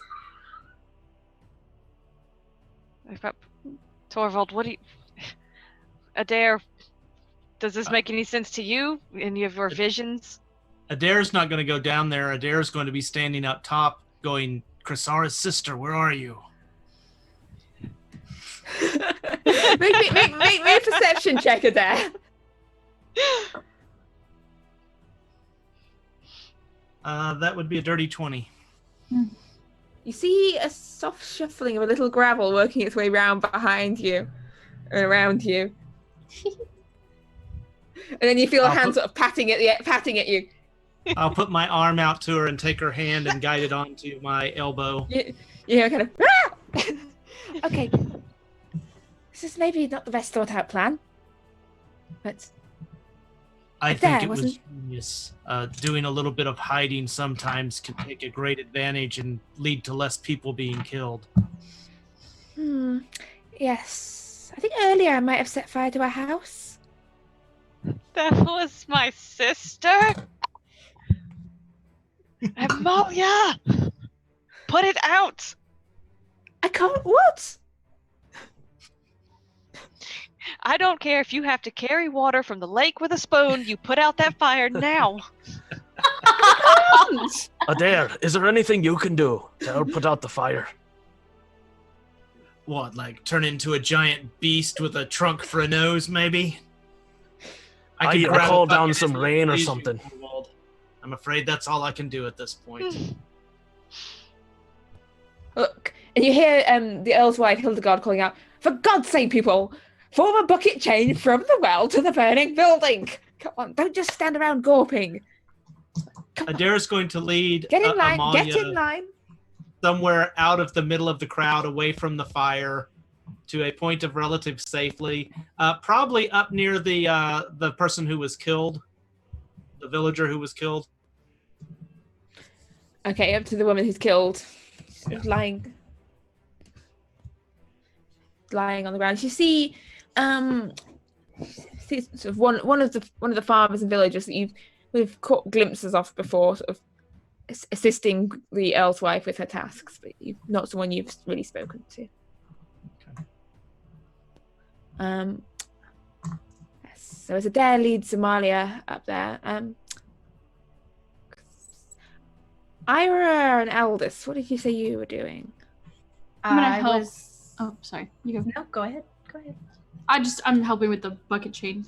I'll help Okay. kind of commandeer that and put out the fire. Yeah, I was gonna say the same. And Hey. I would probably be in the bucket chain next to my brother, asking him what happened and all sorts of questions. They came at dawn. They must have crept up. There was mist on the lake this morning. We didn't see them coming. And the next thing I know, there's people shouting and yelling and people running in all directions. And, well, I went to find Emalia. I needed to, make sure she was all right. And then they surrounded us, herded us back round here. And then Emalia was shooting off some form of magic, and then the house caught fire, and then we killed a few more back near the Great Hall, but I did my best. I really did, but where did you learn what you did with the ice, the frost? That was you. Yeah, that was me. I saw. You do magic now, Aldous? Yeah, I've actually been able to do it for a little while. I can talk to you about it later when, not everybody's here. Yeah. Okay. What was that? The light beam thing. Was that a magic thing as well? No, I don't think so. I don't know what it was. It was also on the other side of the town. I wasn't standing close. You were closer to it than I was. I wasn't paying attention. Just 1 minute, there's just people everywhere shouting. Next minute, there's a weird sky beam, and like. I don't know, but I don't I know. think this town is going to be safe for you for a while. You might want to go back home. You might even want to take Emalia with you. To meet our parents? That's a bit soon. She's probably already met them. I mean, she lives in town. Yeah, Mom but and Dad come. she keeps herself to herself usually, and she's not setting fire to buildings. Well, there's less buildings for her to set on fire there. And she could use my room. And Are you not coming back? not for a while. I don't like being chained down. You're not chained down, Eldest. That is a complete over-exaggeration. We just want to keep you safe, okay? Our parents want... Look, what happens if you, out there and you go wandering off a cliff or something? Or, walk into a pack of wolves in the middle of the night? That's what Sindri's for. How is a cat going to protect you? She wakes me up. And what happens if something happens to your cat? What if the wolves eat your cat? I'll probably be awake by then, and then I'll shoot them with fire. Or ice, because I can do both. Hearthguard, save me from women with magic. My life's now full of them. It's your turn to go fill the bucket. Go fill the bucket. Oh, yes. And he swaps positions and joins the well wench. Torvald's gonna address the guy again that's trapped. Yes, what now? All right. How many more are in your group? Well, there were about a dozen of us when we got here, but... Not in your party. Where are you from? Oh! There's probably a bunch of us small living up north. Where? Draw me a map. Well, let's see. I can't really draw a map right now. I haven't got any paper and You don't have to physically draw a map. there's some mud everywhere, but let's see. It goes you've got Trellbro down here on the lake, and then kind of goes up, and then I'm sorry, I'm not very good at map drawing. There's hang on, I missed the mountainy bits and then the sea bits. No? You're not getting it? Look, I'm not really okay. If you go up the River Hearthrod, up to where it meets the Ice River, climb the Ice River, and then at the top of the Ice River, they've got. That's where we've been camped out. We found. Honestly, I don't know what it is we found, but it's warm and it's safe, and that's where we've been camping out upon the ice. But then... How many more are in your camp?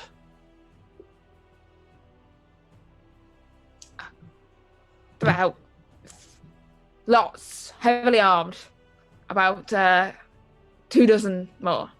I want to see if he's lying to me. Make an insight check, please. I'm gonna cast guidance on myself. If I can. Yeah, I think you can. That's where you can. Nat 20. Wow. This is a camera, by the way, everyone. And it's not some magic. computer program. It's a magic I computer was being program that just accused rolls of cheating. 20s. Yeah, we know you made a video of your hand just so you could prove that it wasn't your hand. We get this. Conspiracy runs deep. All your rolls are pre-rolled. Yeah. I was just playing gonna say clips that. like. He just clipped them together. What was it? Sorry, what was the total? I missed it in the discussion of cheating. Oh, I rolled a nat 20. I don't know, 20 Oh yeah. million bajillion. Oh, he is over exaggerating. He is exaggerating. He is 27. shit scared and worried that you're going to go and find all his friends and murder them. We are. Oh, no. Where did she come from? She's small. Well, at least we have one to give over to those creatures.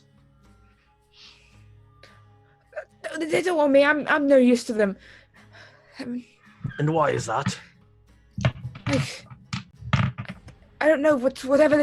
When they first came, they made us all line up, and then they took anyone with any magical talent. Anyone, even people I didn't think had any magical talent. And then they took them up to their ship, and then they said the rest of us go out, find us more. Find us the elders, find us any enchanters, and any more that can dig. I don't know what they're trying to dig up there, but look, I didn't have a choice. Do you? All right, I'll leave your fate to thunder. And I am going to call down a bolt next to his head. Told and it see Ed. if he survives or not. Wisdom saving. Natural 20. No, I guess. So seeing this come down to his head, and he doesn't collapse to the ground. Well, I guess Thunderer isn't done with you yet. Consider yourself lucky. Is that pee? Did he just pee himself? hey, look, it's perfectly understandable. It's such a circumstance. I'm just gonna turn No around need and to make any deal about it. I'm gonna head towards the boat. Krasara's Okay. gonna go with Torvald. So you head down towards their boat, still hanging on the shore. And as you head down towards their boat, and as Eldest and Ira are still in the bucket chamber, what were you doing, did you say? Trying to get Emalia, relaxed and taking care of the body, kind of nicening it up as best I can at this point.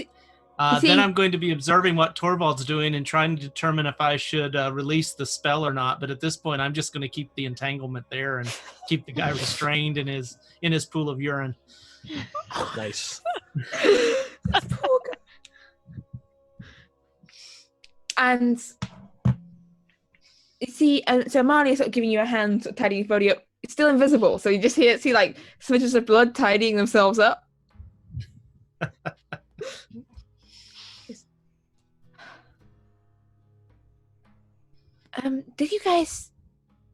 Did the cat get back to you all right? I don't believe Aldous, are you with us, or because I don't know where you went when we walked up? I'm in the water chain for putting out the fire. Okay. I haven't seen Aldous' cat. Because it was you were with them when they sent that insane message about tentacle-faced people. That would be a fair description. Yes. Is my sister all right? Physically, I think she's very sound. You keep her safe, right? Like, I know she seems very tough, but someone needs to. I've got to ask help for her. Emalia. Can you return to normal so that you can be seen? I think the danger has passed sufficiently. Oh, sorry, I need to forgot. I forgot. It's. She appears. Sorry, it's easy to forget those sort of things. I completely understand, and he's going to look at her face, realizing she doesn't see him. He's going to look into her eyes and say, I am so very sorry for what's to come, but I will let you know now. I will protect you in any way that I can. Well, that's not ominous at all. I don't try to cotton the truth down. I say it as it is. And I have seen you dead. Everyone dies. That's a fairly good attitude. I consider I've escaped death a couple of times already. Maybe I'll cheat fate again. How long ago did the cat leave? Yesterday. It's a very rude cat. And as this is going on, Aldous, as you're in the bucket chain, you hear a scraping of movement up from one of the nearby buildings. And up there, watching you as you're part of the bucket chain, as you're working hard, you see Sindri.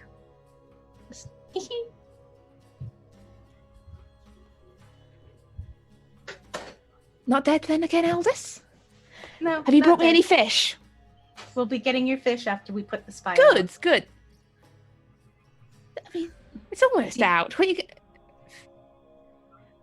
No, we need to make sure the fire's completely out, and then I'll go get you some fish. You smell strange. Where have you been? There was a horse, and it was white, and we followed it.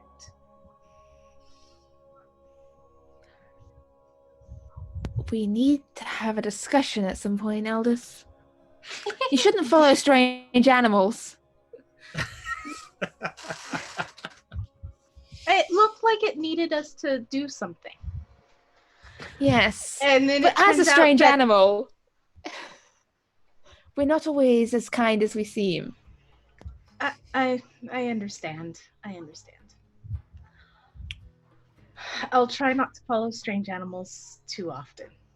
I think you're the only exception. Why? Obviously.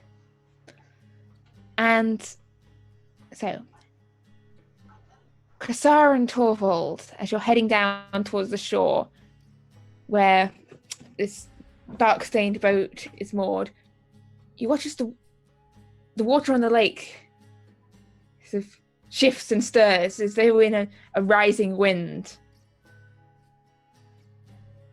And you see a shadow. And you see a ship, not on the lake, but above you. As you see over round the corner of the mountain, you see the long prow of this wooden ship, sails full, sailing as if in the air itself, down towards Trellbro, the air whistling around it. And that is where we're going to take our break. No. Oh my gosh. Okay. Back in a minute. Okay. All right. Welcome back. So, just before our break, our heroes had managed to defeat the bandits attacking the town of Trellbro, but not to stop the beacon going up. And so, as the last flames die out on the burning house, and as Krasara and Torvald head down to the shore to investigate the raiders' ship, out of the sky, approaching them, is a slender, elegant form of a wooden vessel with its sails full of wind as it down towards Lake Blad, out of the morning sky. Aldous is going to look over towards Emalia and say, Adair? Adair? Are you just... Oh, I'm sorry. See, now I'm going back to sleep. I'll talk to y'all later. We changed while we were at lunch. Take a break. Okay. Ebitus. All right. Adair, Yes. what did you say you were doing? Absolutely. Turn to Emalia and say that I think I may have had you become visible a little too soon. What? What? Is there some place I can take you to hide you? I don't know this town. From what?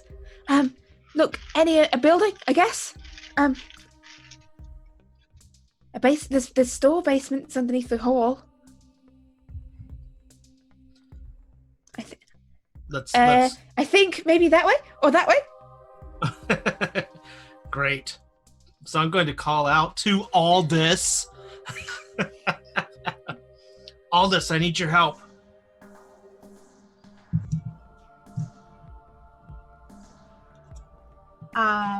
I stop doing what I'm doing and I look at Adair.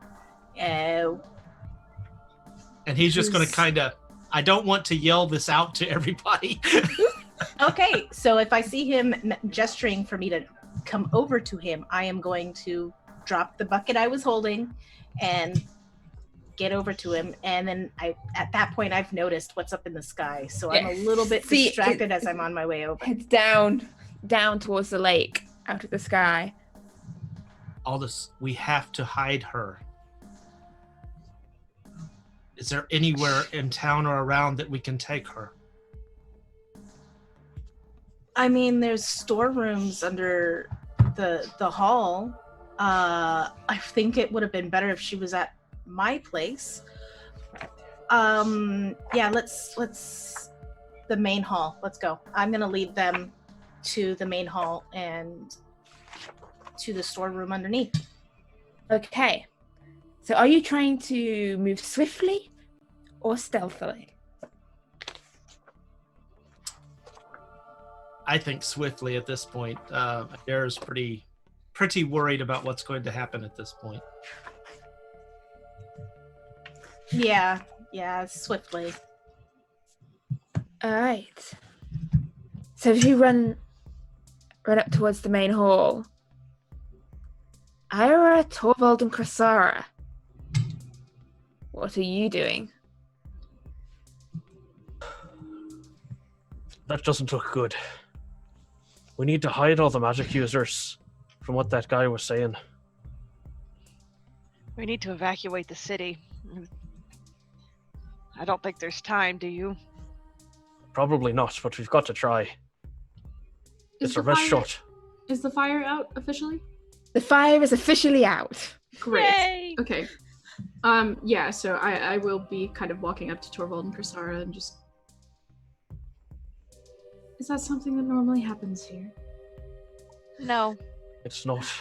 That's not good. Should we... The ship hits the surface of the lake. You see a splash of water around it as it bobs onto the lake like a normal ship. Should we separate the magic users from the non-magic users and have two separate hiding places? 50-50 chance if they come near us, which one they would get. I think we should just go as far away as we can. Well, And I'm going to just start heading up towards the thing. How many do we think there are? I mean, a ship like that. The large ship, there could be quite a few, and we don't know what's on it. It could be more of the men that attacked, or it could be those things that he was talking about. Well, if we just keep running, I mean, where do we stop? If that makes sense. I think we have to be a little more combative than just defensive. I do agree. I wholeheartedly agree with battle, but we've got to make sure they don't get... we have got to make sure they don't get any of the people from the village. Many of them cannot defend themselves.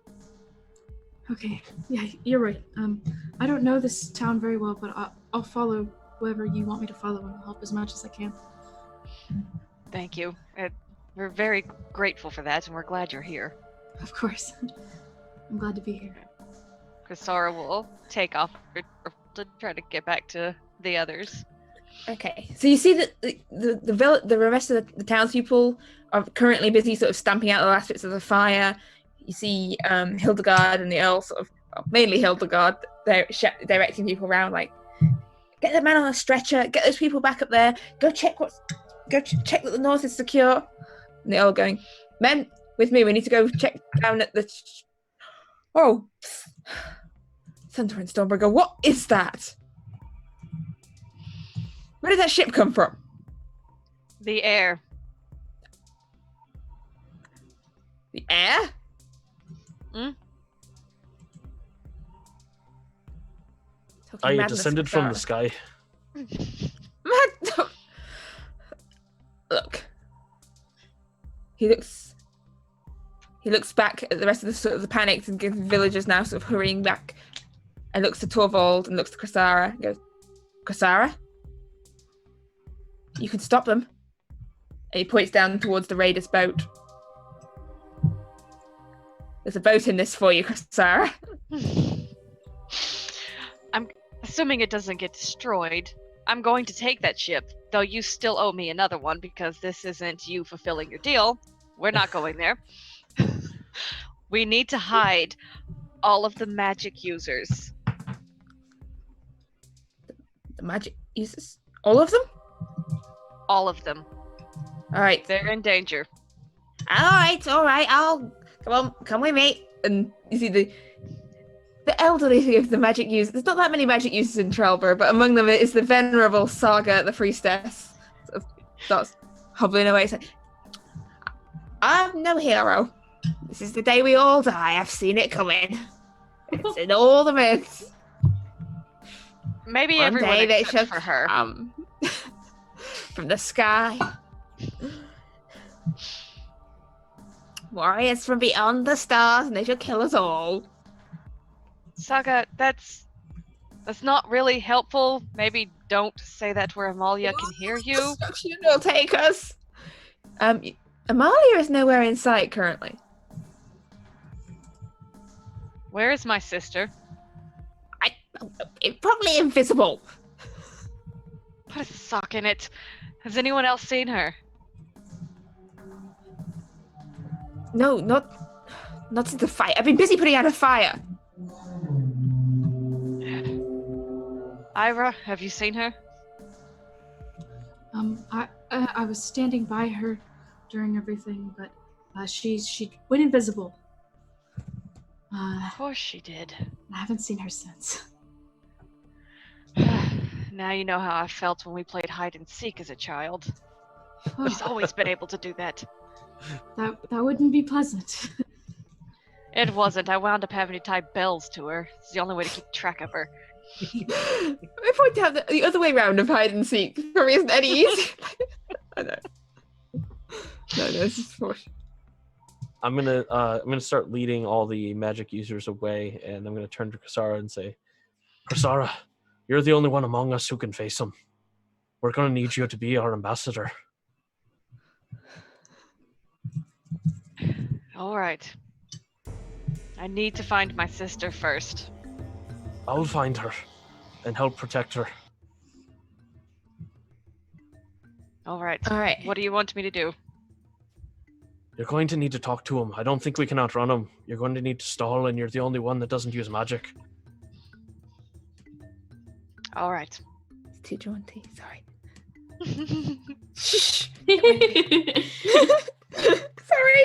I keep killing moods. No, you're good. Side note, at this point, I think my concentration would be broken, so Urination Man would be free, whatever. Urination Man. Oh, I'm just throw the music. I'm leaving music for now. It's not working. Sorry. Just sit on my hands and not disturb anything anymore.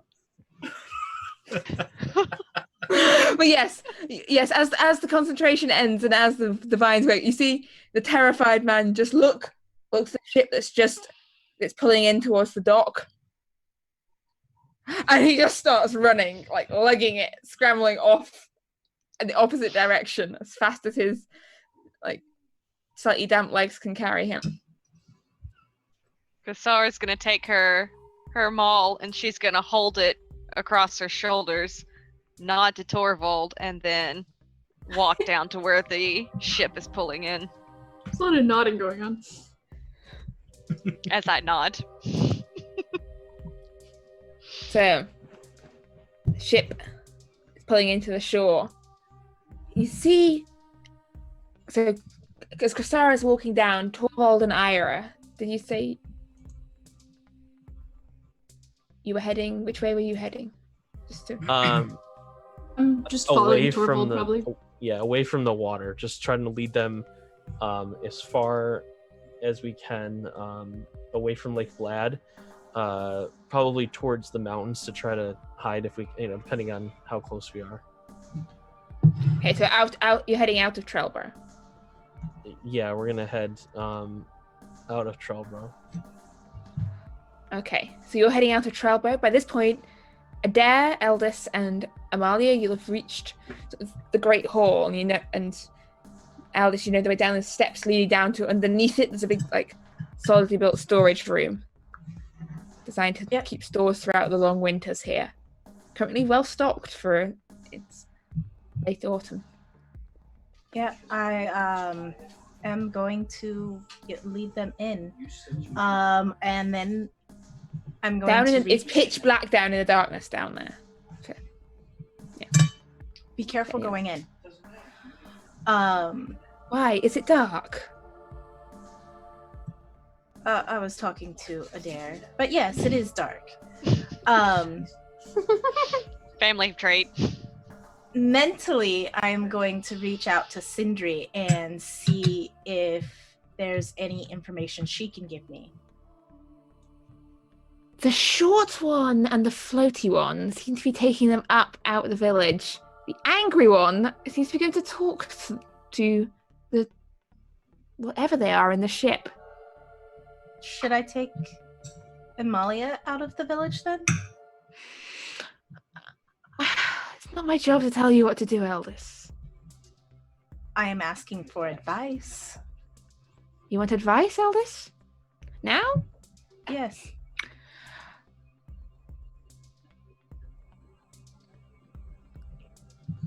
I'd say whatever these are, they're not something of my kin.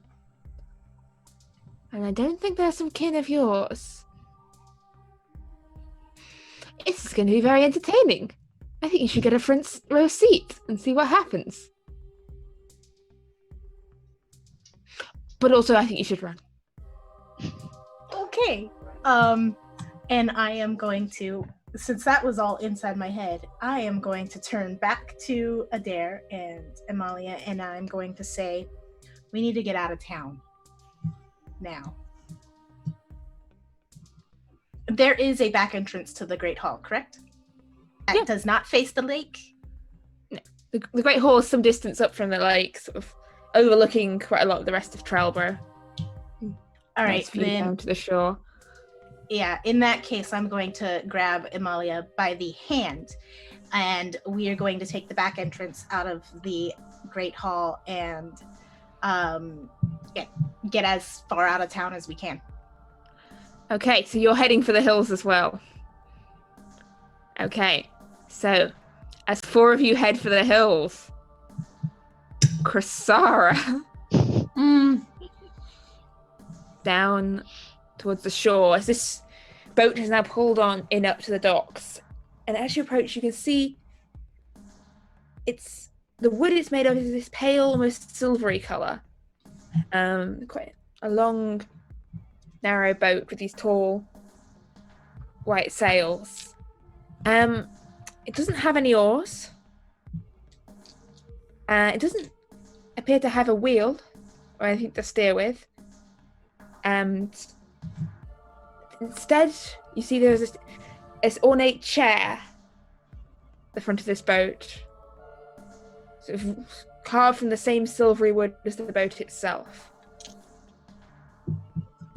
Rising up from it. And stepping down from the chair, you see a strange figure. They're about the height of a human, an average human, but other than that, not human at all. Their ears are pointed like an elf, but their skin is this yellowish shade, dappled with darker spots across the cheeks and the forehead, where this dark red hair is pulled back tightly.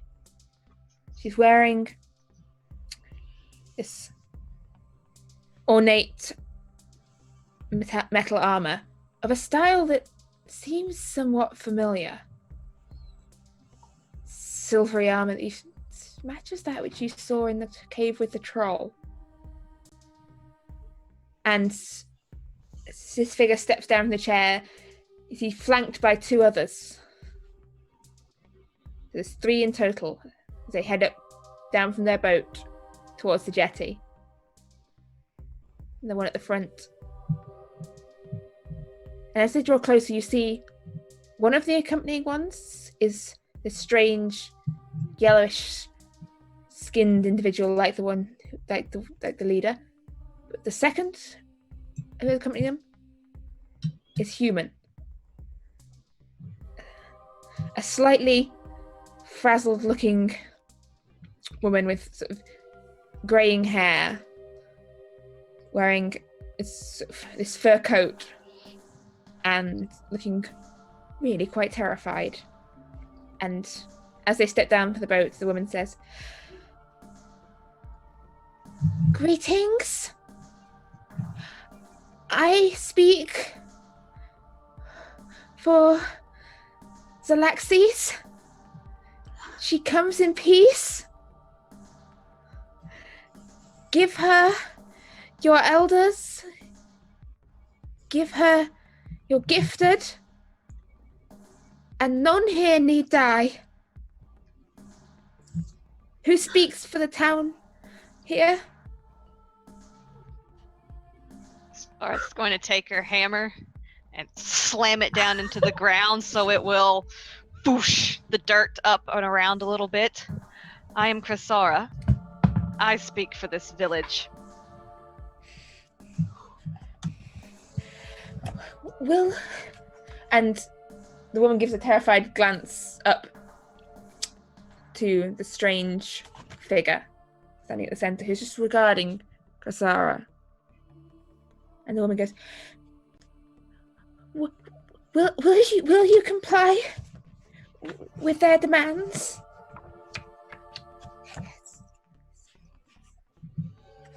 She just stares at her. What do they want with the people of my village? They wish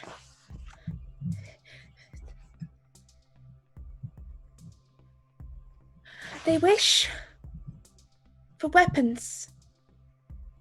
They need them to fight the war. And all those who do not comply will fall before them. If they need assistance with the war, don't you think they should ask, rather than to barrel in and destroy everything and kill our people in our village? There's a pause, and then the taller figure in the center just goes, yes. What? She says it is amusing that a creature such as you should think you could do anything in the Great War. I'm very familiar with wars. I've fought dragons. Look, she says, give us, or we will take it with force.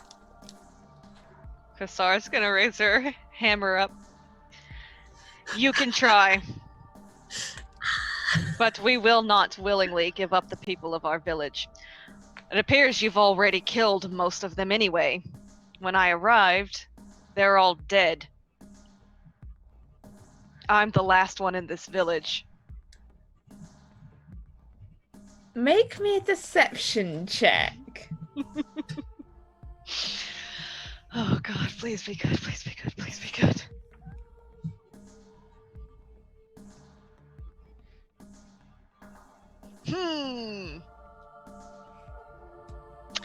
That's a 5. Ah! Yes, yeah. Yes, yeah. She says your story is amusing, but we know you're not the only one.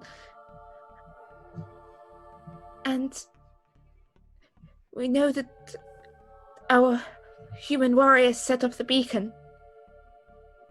I saw that when I arrived. And if you have nothing to give us, then we will take you.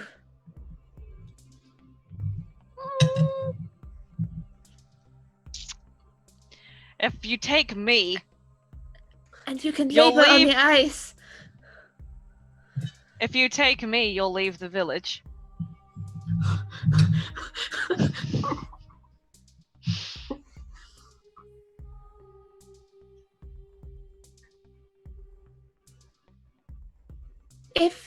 If you surrender yourself and give yourself to the Gith, then they will leave in peace. Are they lying? Make me an insight check, please.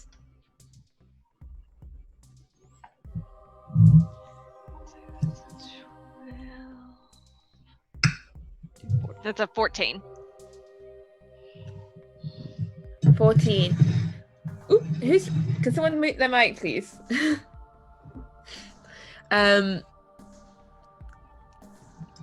So the woman, the interpreter, seems terrified.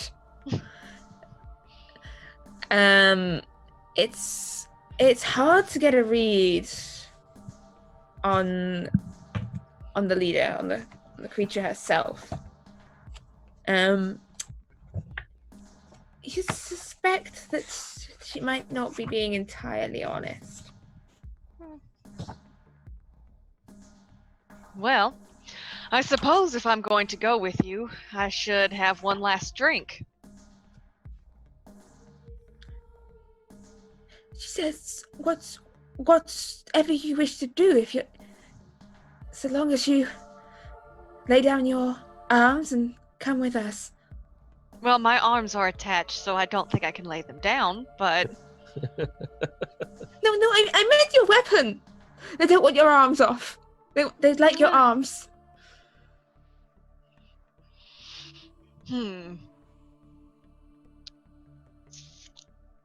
Well, I suppose if you wait here, I'll go to the tavern and get a mug of ale. She says, fine, but Viran will accompany you to ensure. And she nods over to currently the other of the inhuman creatures who's suddenly just been standing, watching. And He smells odd. No, you can accompany me if you wish, but not the other two. They smell weird. Delicate sensibilities. I'm just an interpreter. Well, then you won't mind a walk to the local tavern. Stress. Yes, yeah. I can't go. Yeah, well, then I'll go by myself, and I'll be right back. The other of the strangers stands up, points to you, points to him, and he goes, me and you, tavern? I have a boyfriend, thanks. I'm not interested.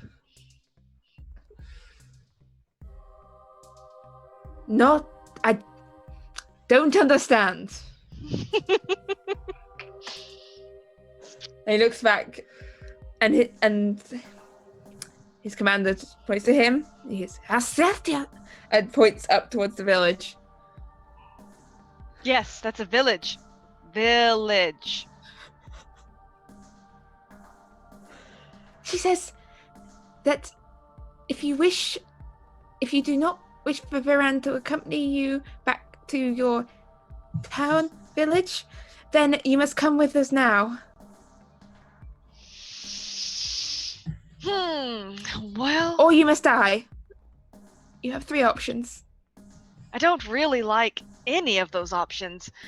My preferred option would be for you to, get the out of my village. Look. Don't think. And the woman draws back a little as you see the head of the 3 reach down to her side and pulls free a sword.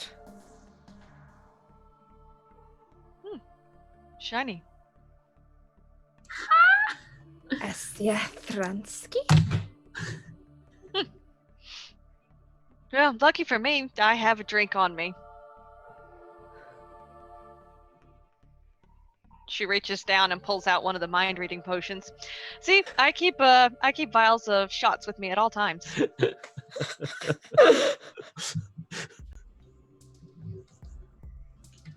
And she downs it in one go. And throws the vial. Please, God, give me something. As the vial hits the ground, you feel Give me a power. You feel your mind open, and you can hear their thoughts. It's strange because you can hear the thoughts of the 2 inhuman creatures. You can't really understand them. Strange buzzing, strange noise. But you can hear that same noise being echoed sort of back and forth between the leader and the woman who's interpreting. This mind conversation that's going on between them. Can I hear the woman? You can hear her thoughts, which sort of keeping a running translation going in her own mind between you and the woman. And you hear her thoughts going, "Oh, this poor woman's going to die. They're always so brave. Oh God, I don't want to see this anymore. She's going to die. I don't want to. Please. Oh God. Please make this stop. I really want to get out of here. Just why wouldn't they ever run? Why do people in it here? Why does Isfjellians have to be so damn brave all the time?"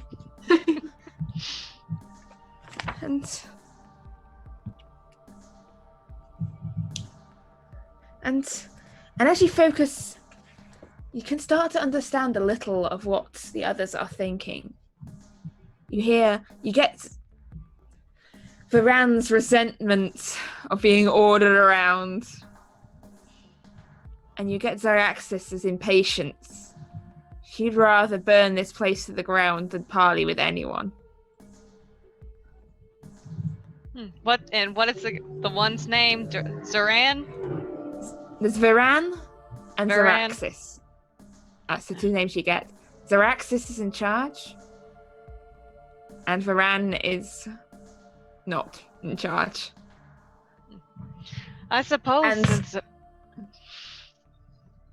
since Zaraxis is in charge, he could just whatever you are, could just make Viran do whatever. Just order him.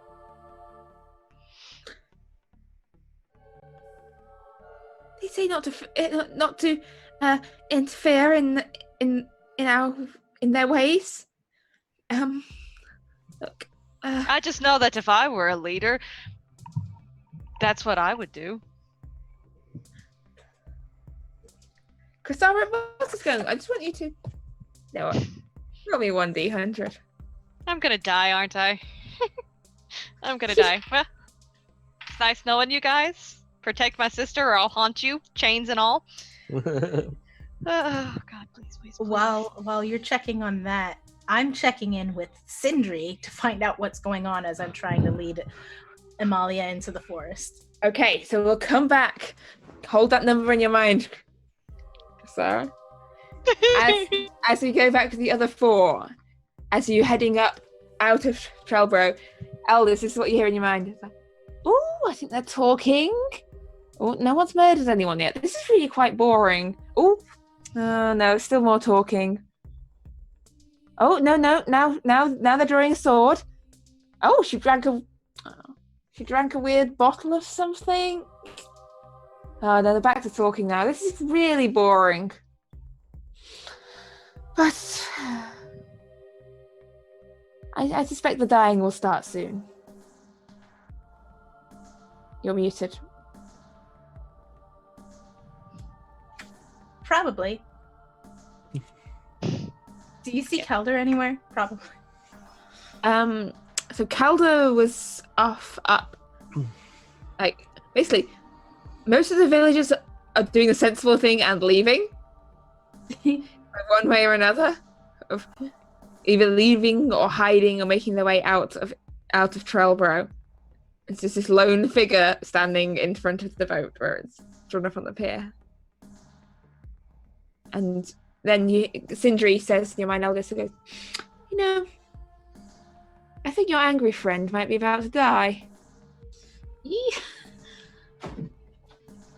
Adair, we need to go back. Krasara's by herself, and she's talking to them, and Sindri says that she's going to die. Don't look at Aldous. Emalia is a key to all this. You have to understand. I cannot let her fall into their hands. And if you let my sister die, I will kill you. Good girl. I can hear this, right? I'm there too. Yes. You're all sort of making your way up out of Trellbro as this is going on. Okay, so that means we met outside of Trellbro. Yes, I'll say yes. Sorry. Well, I'm going back for her. Who's coming with me? Scarred, you wait for her. You guard everyone. I can go back. Yes, I can do that. I'm looking It's for a very Calder. foolhardy plan. I'm looking See- for Calder. Aldous? Torvald. Aldous? Torvald, have you ever ridden a horse? A horse, you say? I would say nay. It's a tense moment. Calder, is that you? Yeah. Aldous, oh god, you're alright. What the hell is going on? What was that thing? What is that thing? I don't know, but you need to get Emalia to our home now. Get her away from this. Okay. Just I can do that, but are you not coming? No, I can't. Krasara is facing the people from the sky on her own. She needs help. Okay. Are you sure? I mean, you... Right, I'll take Emalia and the others. We can Do you have an run extra for the short hills. bow? I dropped not my on- short bow. Not on me. Here, take this. I can find another somewhere. You're the one that's going forth to face the Sky whatever people. the sky people. Did he hand me his short bow? He handed you his short bow, yes. Do you have any other weapons on you? I want you to be safe too. Yes, I've got a knife, and look, I know where to find. I know where I can find weapons and things in the woods. I'll be fine. It's you. You're the Torvald one already that's started walking, by the way. Yeah, so Torvald I is follow heading back behind. down. They're running. Yeah. Ira's heading. There. Emalia, please. I hate to leave you, but you want me to save your sister? She wants you saved. Don't die. Don't let my sister die, because if you do, I will fight you, and I will I will kill you. I swear. So Adair will turn and jog to catch up with Torvald and Ira. Okay, so Captain? as you... Yes. As far as I'm aware, they don't know where our home is. But warn our family and see if there's anything you guys can do to safeguard. I will. And as he says that, I kiss him on the cheek and I turn around and run back. Ooh. Okay, so the four of you are running back down towards Trellbro, and everything's frozen again on my end. Meanwhile, Crisara, what did you get on your dice again? What was your lucky number? 10. 10? A 10. Yeah. Okay. So, you watch as from your fingers shoot out the same bolts of energy that Yes.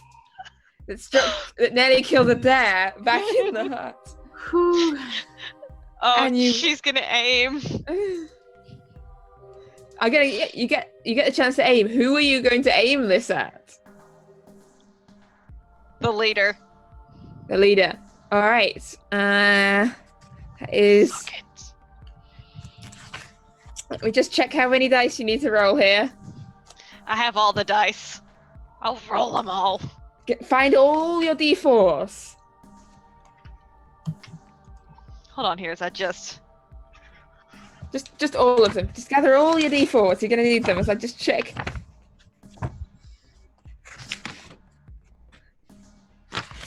Check how the alphabet works. I think it has some letters in it and some numbers. I think no. There's some numbers in the alphabet. Numbers in the alphabet, yeah. I've been doing it wrong. It's what they teach you in school anyway. X's and Y's mixed with your B's and C's. 3 plus. Holy shit! That's. I didn't do it right. You would have actually killed the dare outright if I'd remembered to do this properly last time. Because that God. is 74. Okay, here we go. Okay. So there is 3, 4, 5, 6, 7, 8, 9, 10, and then I gotta roll 2 more of these bad boys. When I said find all of them, I was not kidding. 14. 15. 15. So these, as you watch, as from your fingers, these 7 bolts of energy spring out and sink into Zaraxis. How's that for an And- answer? And she sort of takes a step back, looking startled and pained. And at this point, to sound fair and decrease the chances of terrible murder, the rest of you come tearing down the slope, and you see down below, you see Crisara, and you watch as there's this bright light, a light familiar to you, these bolts of light shooting out from Crisara's fingers. This shocking stuff. And I would just... Bear me 1 sec. I'm going to have to drop us on another map on the way there because I did not organise my Roll20 sufficiently. Gives me time to write down my notes real quick.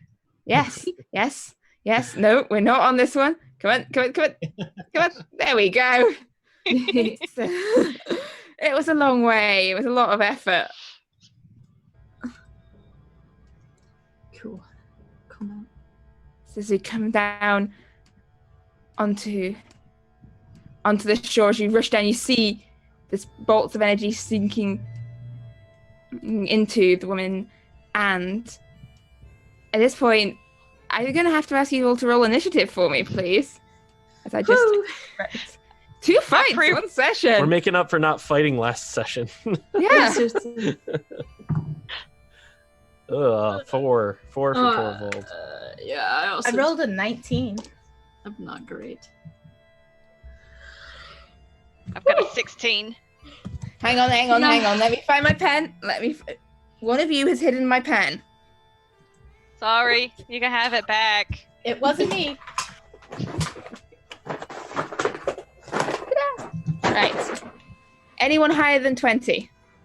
Absolutely not. Anyone? Nope, no higher than 20. Anyone higher than a 15? That would be me. I got a Me. 19. 19 for Aldous.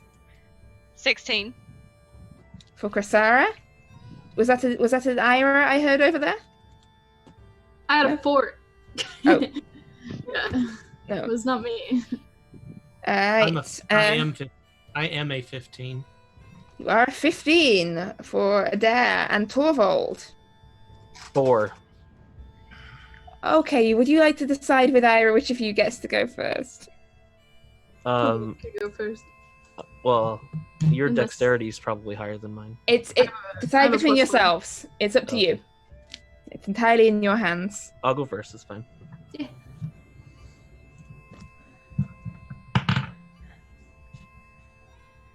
Oh, he's first, Baron.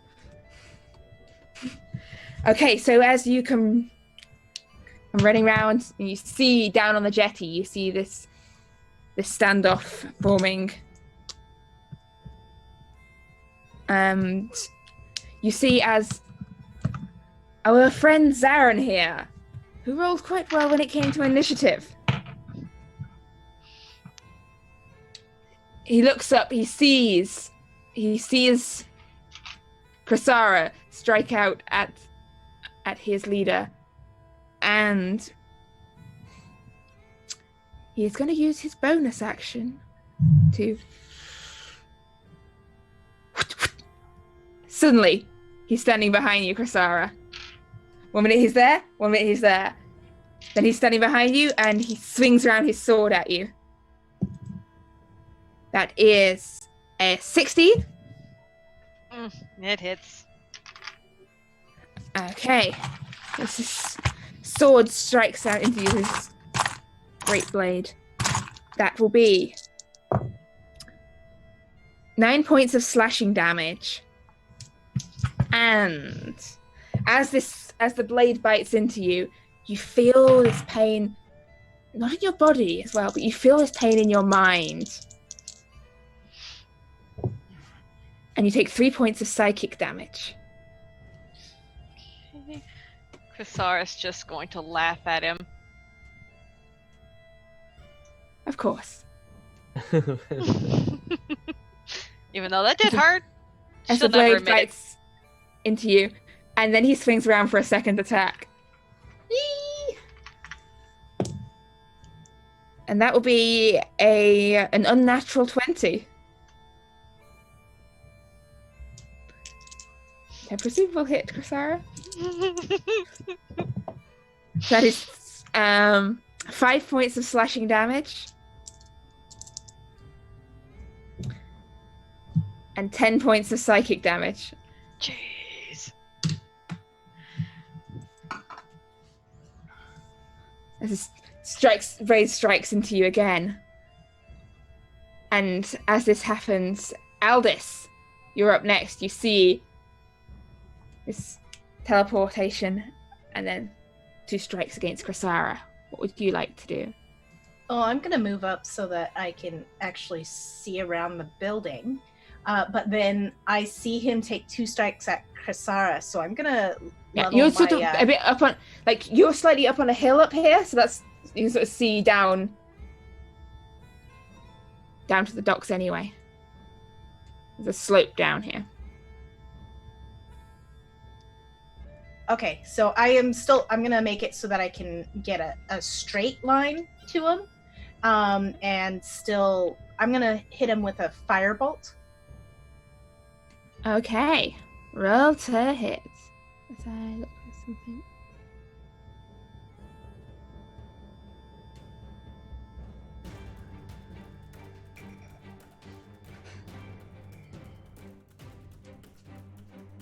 Okay, yeah.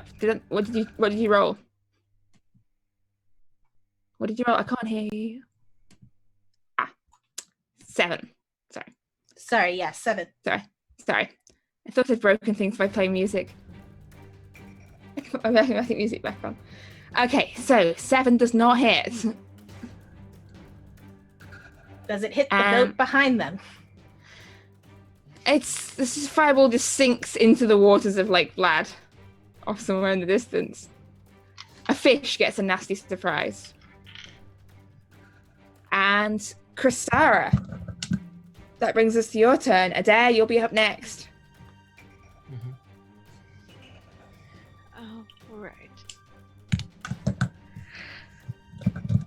Chrysara is now officially just royally pissed off. So, we're gonna rage.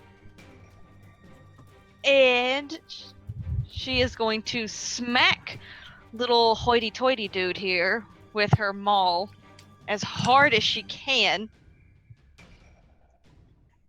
And whenever I've raged, her fire is activated.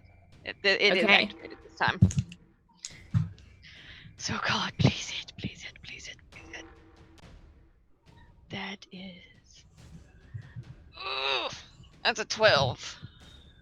A 12 just glances off his armor. But does he still take the 2 fire damage from...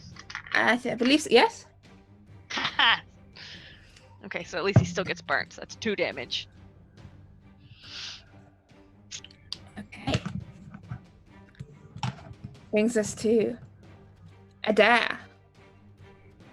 Adair is going to move his maximum distance here, which is going to put him right down here at the corner of this.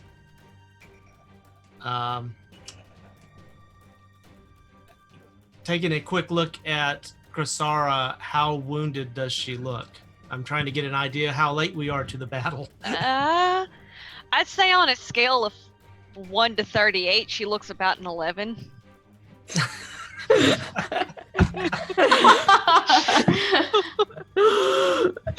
That gives me a clarity I've just never had before.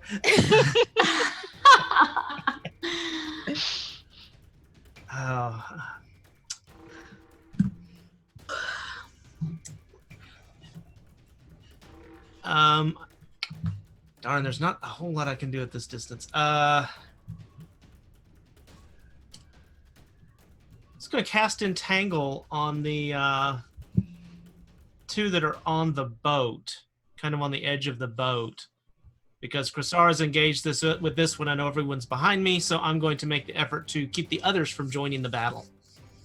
Okay. And that will be a strength check against a DC of 14 to be restrained.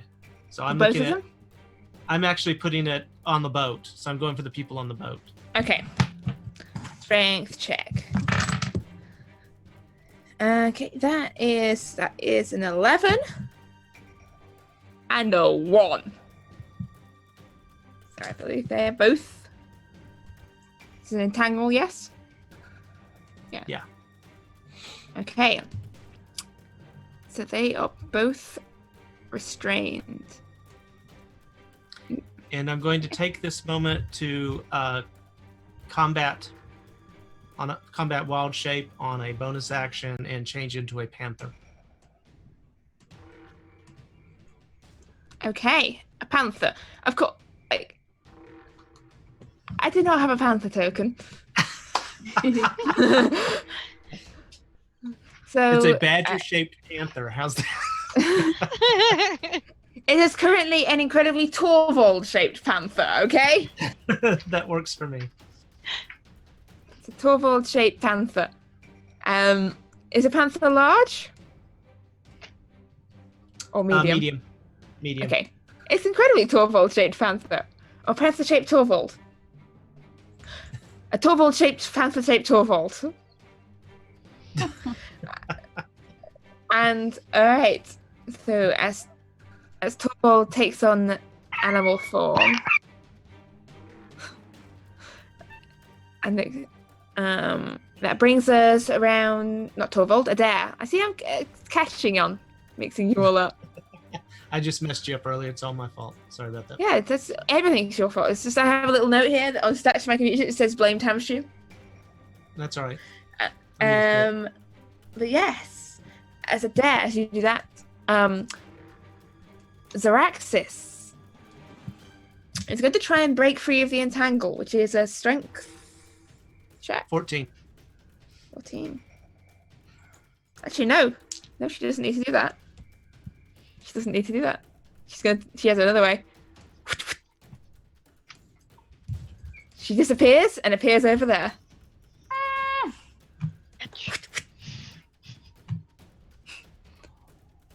Spins her sword and says, Zarin, kill them all. And that brings us to Ira's turn. I didn't put Torvald and Ira. Is Torvald after Ira? Or Ira after Torvald? Torvald's before Ira. Okay, Torvald's turn. All right. Torvald's going to say, heal Krasara if you can. And I'm going to run.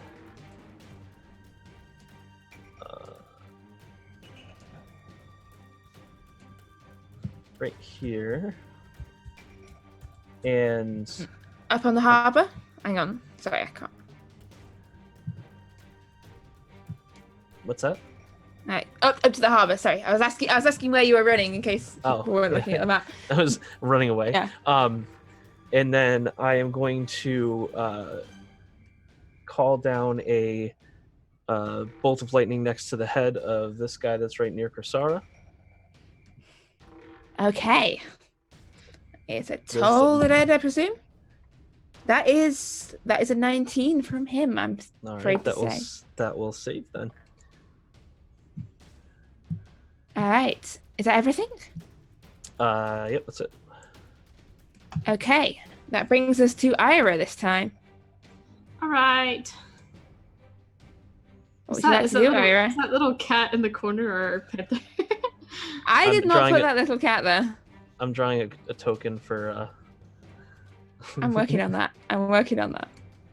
There. Him. Okay, I'm just going to use... Everything I say sounds so jaded, but I'm really truly in love and excited about everything.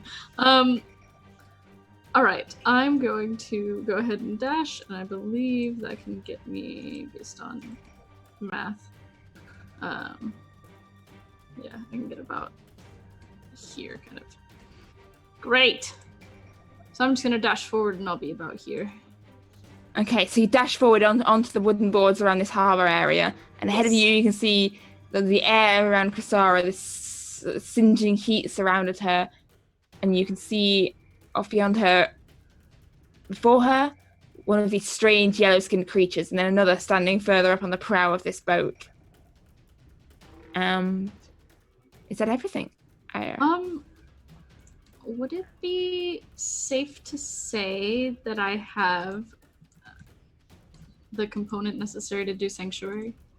Which is the mirror? What is the... I'll say yes. Yay. We could sort it out afterwards if it's a gold cost to take it off you or something. But yes, of course, sure. Yeah.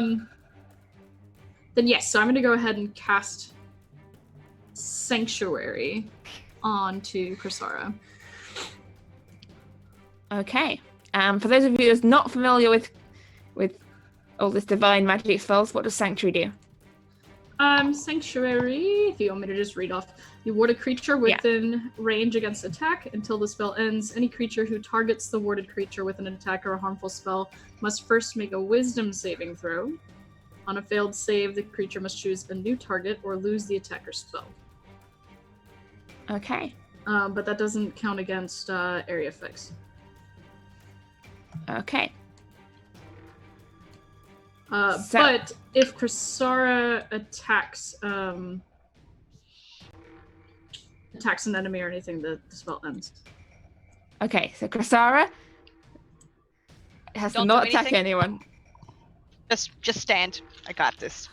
Got this, guys. Run back to a healer. No. So Okay. don't Leroy Jenkins, right? Well, you've already had that moment. Which brings us then Leroy! back to Zarin as he sees Kasara and looks and sees a new threat approaching. He turns and disappears from beside Kasara and appears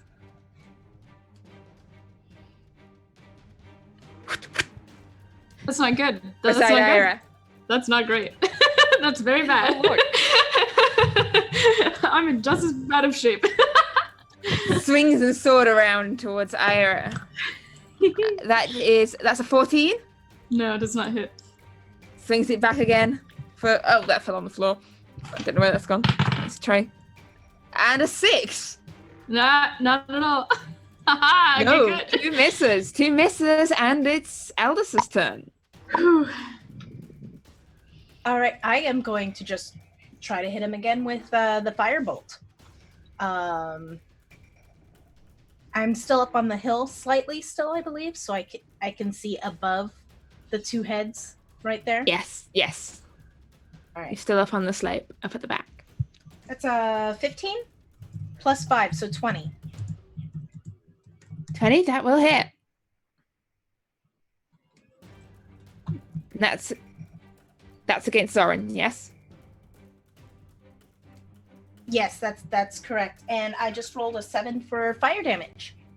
All right, 7 points of fire damage against Zoran here. And that brings us round to Chrysara's turn. Oh, snap.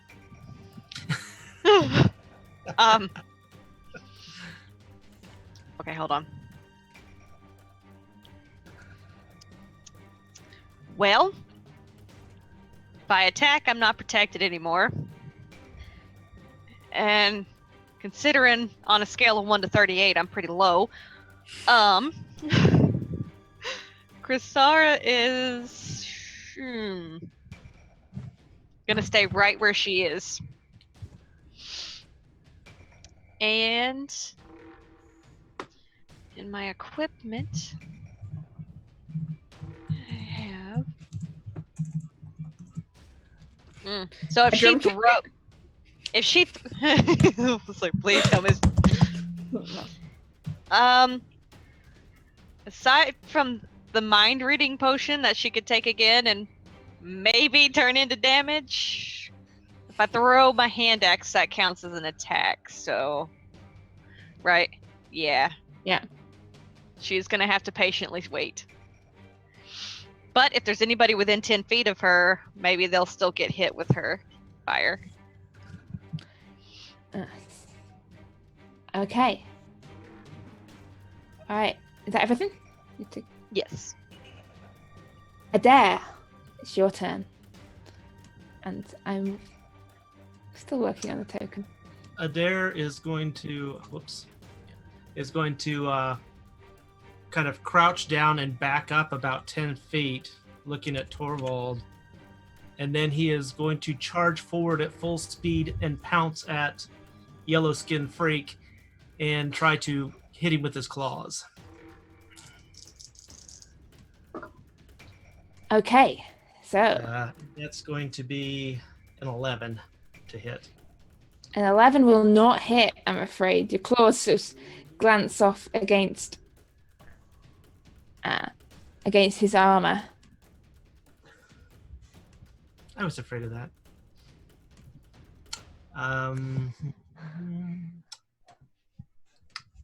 I think I'm just going to stay there. Okay. So, up on the boat, you see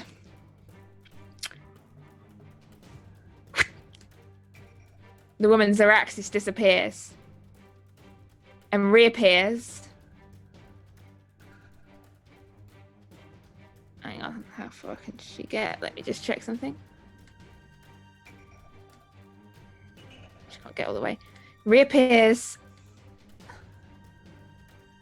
beside Chrysara It's a good place to stand.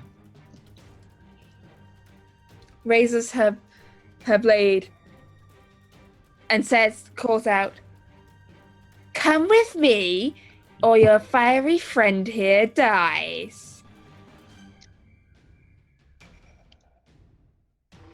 Who And exactly? holds her blade up. Who exactly is supposed to go with you? All of you. This will be fun. Well, you know what really sucks? Is I don't think they like me that much. So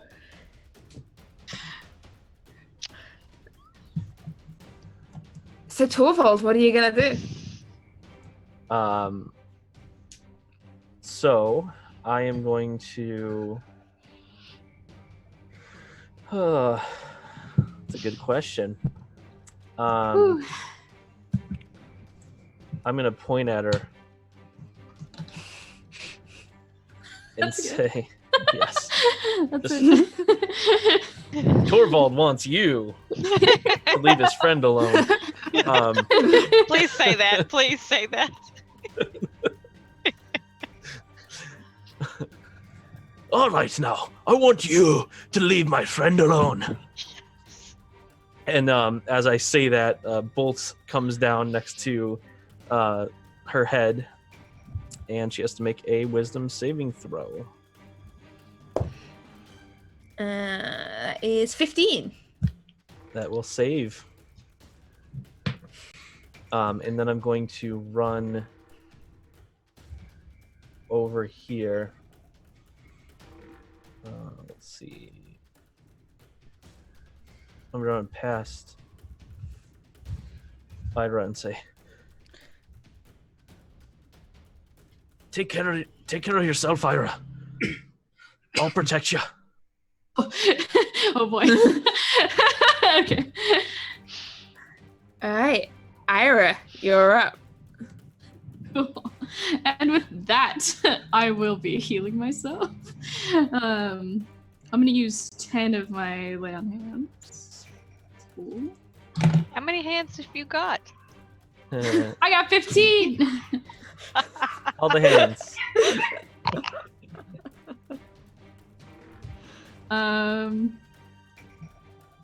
You've never seen a Ganassi before. You don't know how many hands we have. Anyway. It's just like extra little hands. Just everywhere. That's what makes all the wind. Yeah, they're just blowing. They're fanning me. That's how you fly. I levitate. I just. All right. Sounds handy to me. The dogs want to fly. Okay. So I'll go ahead. Yes. I did that, and then this bitch is still beside me. Yes, he is. All right. That's That's unfortunate. I believe that will be my turn though. With that, I'd like to just stay where I am. I don't want to provoke anything. okay. I'll stare at him menacingly, much like the fungus. Well, unlike the fungus, Zarin is not so easily intimidated. But he's currently distracted by the fact that there's a weird big cat trying to bite him. Haha. So he swings his blade down at the Adair Panther. And that is an 18. And I just lost my page. That's definitely going to hit, yes. So the Adair Panther takes 8 points of slashing damage. Okay. And tied in numbers, 8 points of psychic damage. Is it too late to react to that? Usually, yes, but we're still. I'd say yes. What were you trying to do? Oh, I was just going to put disadvantage on the attack roll with protection. Well, you can do that for the next one because it's going to come around for a second attack. Yes, I'll do that. Yeah, you have to do that. Yeah, if it's if it's on the attack roll itself, then Yes, yeah. And I'm Is no this- longer in panther form. Oh, jeez. That's good. That's great. Not really. No, I know. so the not panther Adair reappears and swings round his sword for another attack at disadvantage. Yes. So that will be 8. Yay. Amazingly, that misses. Yay. Misses. And Aldous, it's your turn. I am going to stay right where I'm at, and I'm going to again try to do the firebolt. So, yeah, look like I'm taking aim at him and shoot a firebolt at him. See Okay. how that goes.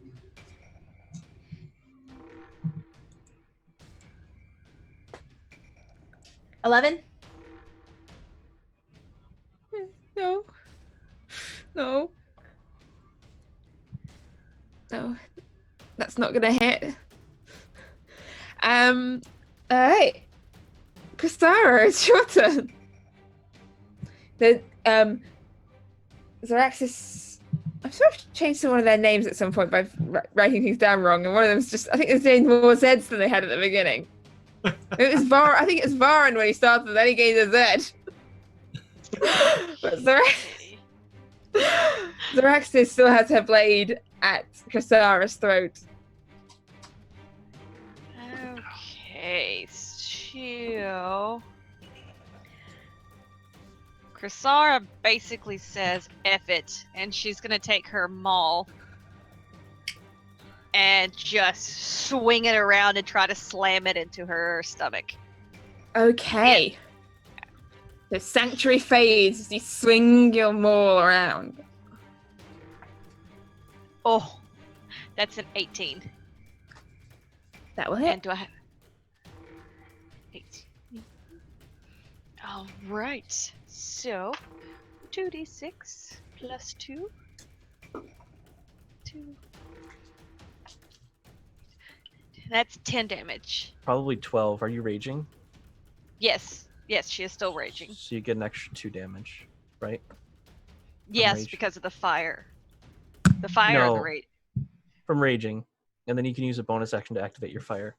I think you get a 12. +2 bonus to damage on your strength weapons type thing.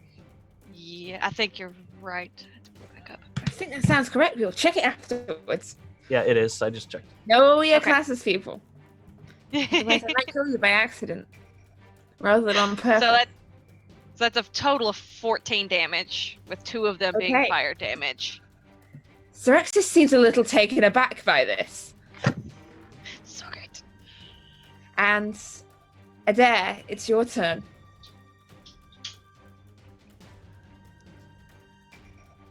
You're muted. You're muted. Exactly what he's saying since he was muted. I figured I'd just keep talking. It was better that way. Primal Savagery, Claws, Teeth, and Attack. Okay, against Zoran, Guy. Yeah, whatever that yellow freak's name is. That's going to be a 24 to hit. That will hit. I would hope so. If that would have missed, I'd have been really unhappy. That's when you need to run. Yeah, When the that's 24 what I'm doesn't hit, that's when you run. That's going to be 5 acid damage. Okay.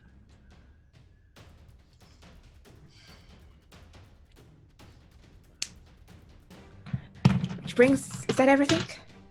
That's everything. Because at this point, Zaraxis raises her sword again and turns back round to Kristara. And she takes a swing at Kristara. And she misses. Yes. As her foot skids slightly on the slippery footing of the wet dock, she staggers for a moment, swings back round for her second attack, and misses. Good. She rolled a 1, then she rolled a 3. Yes. Oh, Lady oh, Luck thank God. shines on Chrysara today. You need to keep these dice. I need to burn them. No, you're only allowed to use these. And Torvald, it's your turn. All right. So I am going to.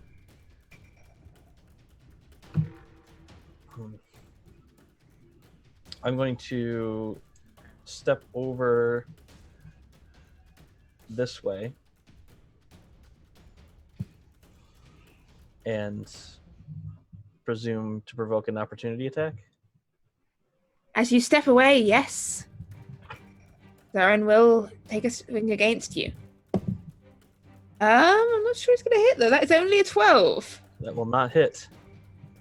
And then I'm going to go into here, and I'm going to point at her and say, pick on someone your own size. And the lightning bolt's going to come down next to her head and told the dead. All right. That is a 13. That will fail. She's going to take 9 necrotic. Ooh. Excuse me. And then I'm going to step back out. Okay, as you step away from her, she gets her attack of opportunity. Hmm.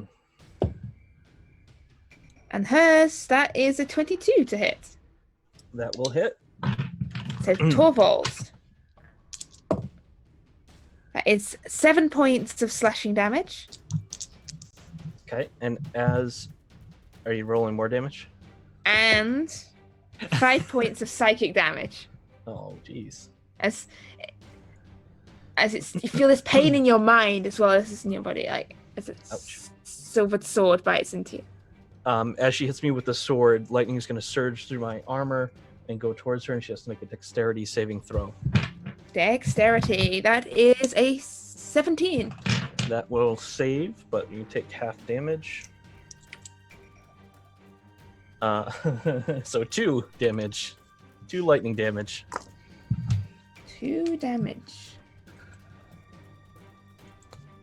All right. And then I'm going to say, Chrysara, retreat! As much as and she's panting because she hurts. As much as I hate it, I think you're right. And where can I go that's safe? I don't know if it's your turn yet. I just wanted to say that on my turn. Yeah, it's Ira's turn now. Sure is. Yeah, I'm just gonna go ahead and attack the one beside us again. Zoran, whatever his name was. And now Yes. really I should write it down somewhere that's not the whiteboard I then erase. And sadly, my mistakes are recorded for posterity. Yay! That is a 11 to hit. Will not hit. Yeah, I didn't think so. That's okay. But brings us round to Zoran's. And he is going to strike out against, well, to be fair, one for Adair, one for Ira. Right. Come So at he me. swings his sword round at Adair. Adair, that is a 19 to hit. That definitely hits. So that is 6 points of slashing damage. And, 11 points of psychic damage. I'm down. Yeah. And as Adair hits the floor, he carries the swing on round to Ira. That's a 19 to hit.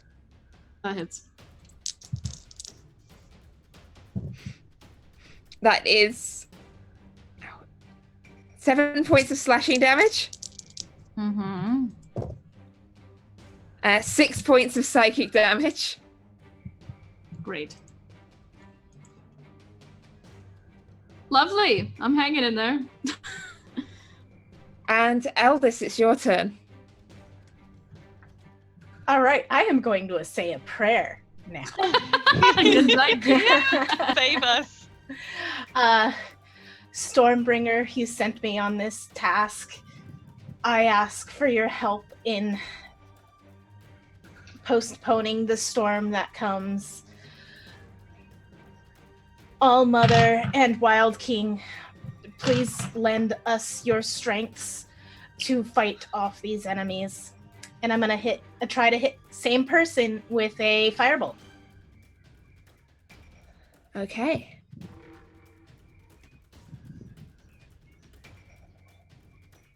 $14? Doesn't hit. You see the clouds starting to gather over the mountains. And it brings us to Chrysara. All right. Chrysara is not barking, so you do not hear the barking in the background. She is going to... Sorry, D&D and Beyond doesn't always like me very much. Beyond this probably is. Today is not a day for technology. Roll20 glitching, D&D Beyond glitching. I need to fix some technical issues. Yeah. Oh, it's fine. She's going to charge. Okay, I can't find it, but I'm sure. What would you like to do? She is going to charge and attack the guy attacking Adair and Ira, and she's going to attack them recklessly. Okay. Okay, Zaraxis has already used her reaction, so she does not get any attack of opportunity against you. Yes. So you can run on straight past. She's going to run right past. Whee! See ya. Her feet pounding on the wooden decks. Yes. Slippery one beneath it. And... Oh, that is an 18. That will hit. Yes, thank God. Okay. So, to attack recklessly. Boba, That means you have advantage. So I was about to say, somebody knows all, so... So I still do my 2d6? Yeah, you rolled 2 d20s, right, when you attacked? No, I just rolled the one. Roll but it was an another 18. one, in Okay. case it's a crit. You never know. No, that's definitely not a crit. That's a 6. Yeah, No, no. 2d6, it'll be 2d6 We've changed the plus numbers 4. round. 2d6. We've changed the numbers round. Crits Okay. are now 6 and 13. 6. 5, 11. So 11, 12, 13, 14, 15 damage. Ouch. Bludgeon him. Just go, what? Bam! He staggers back. And that brings us round to Adair. I need a foam hammer. That's going to be a fail. Okay. One fail. And Please tell me he Zaraxis. trips over my dead body when he falls back, though. he trips over a sec and he stands on your fingers. And you hear Zaraxis call out. She goes, Zaren, fall back. Fall back. You fool. And she peers back up on her boat. And Torvald, it's your turn. All right. I am going to point over here at this one, and I'm going to have the bolt come down next to his head. As he toll the dead. I toll the dead. That is a 13. That will fail. He's going to take 7 necrotic damage. Okay. You hear the woman on the boat calling. You hear, Kasara, you can understand these. You hear this. Astara, fall back! Fall back! They're screaming to fall back. I think we've got them, guys. And Ira, it's your turn. Yes. So I'm going to go ahead and use one of my lay on hands pool to stabilize Adair.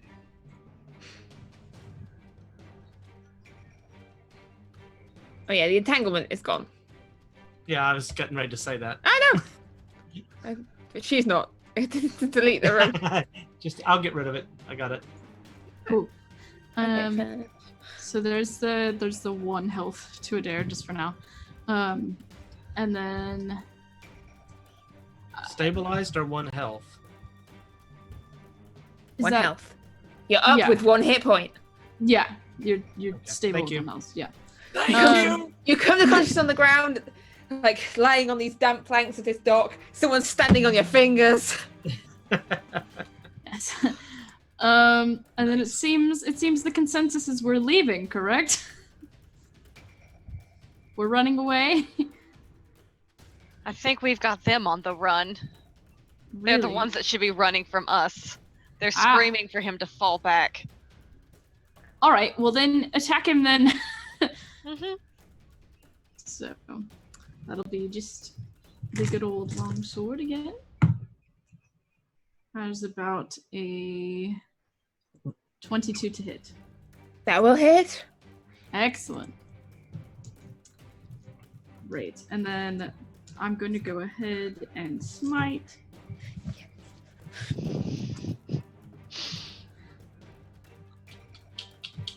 So, 3d8 total, right? yes.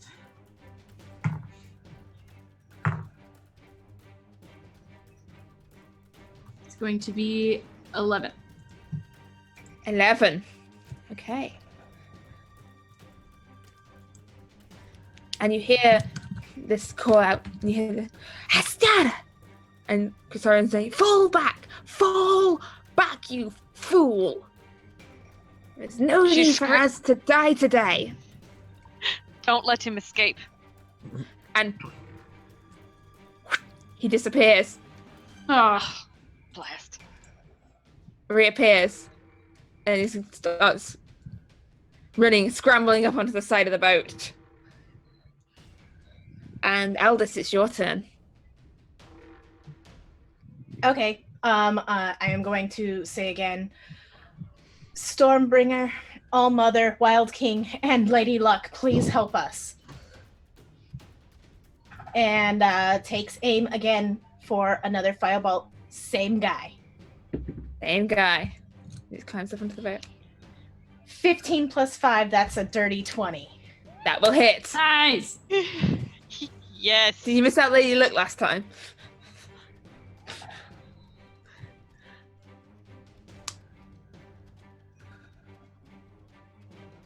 That's a 6 damage. Fire. He's staggered. Yeah. He's sort of scrambling. He's sort of slightly singed. Neither of them are looking very great anymore, if you're being honest. And before my turn ends, I yell at the girl, "Jump from the boat, girl!" Obviously, she's older than me, but still. Kasara, it's your turn. Krasara is going to... I know exactly what I'm going to do. Krasara is going to take her hand axe that she has, and she is going to throw it at Singed Dude. That is a 19. That will hit the singed guy. Yes. And then I gotta find my hand axe to find out how much damage it does. It is 1d6 plus 2. Hopefully it's enough to kill him. 1d6, so 3, 4, 5 damage. And as the fire hits him, he staggers, drops, and then this axe comes sailing through the air. You hear it hits me back, and he staggers and slumps down onto the deck of the ship. Yes. He's down. Woman, if you're smart, you'll jump off the ship. Do what she He's tells dead. you. And Adair, it's your turn. The woman looks panicked. You see her looking down at the water, looking back and forth. Let's see, give me just a second here as I figure out my distance and see if the crazy idea I have will actually work. That's always a good sign. Got to start somewhere. We All love right. crazy. Adair is going to shift into Panther. Use his maximum movement, which puts him right... Yeah, come on, grab the right thing. Right about here. He is going to drop the Panther form. Oh, great! This is a get the panther form up. I did the wrong block. I'm sorry, I meant to go to this block. Sorry, I'm one off, so we would have been in the wrong place anyway. And he is going to cast Thunderwave. Okay, So so I believe I need to make a saving throw of some. it'll be a 14 Constitution saving throw. Because this wave of thunder strikes. Does it also break objects, or is it just people? Thunder wave. Just people. Force damage. Well, unless you want the ship to take force damage, I'm more than happy. Mm-hmm. Chrysara will probably Constitution? cry, but That is a 14. Okay, so she made the save, so it's only going to be 5 damage. Oh, is it damage only, or... Sorry.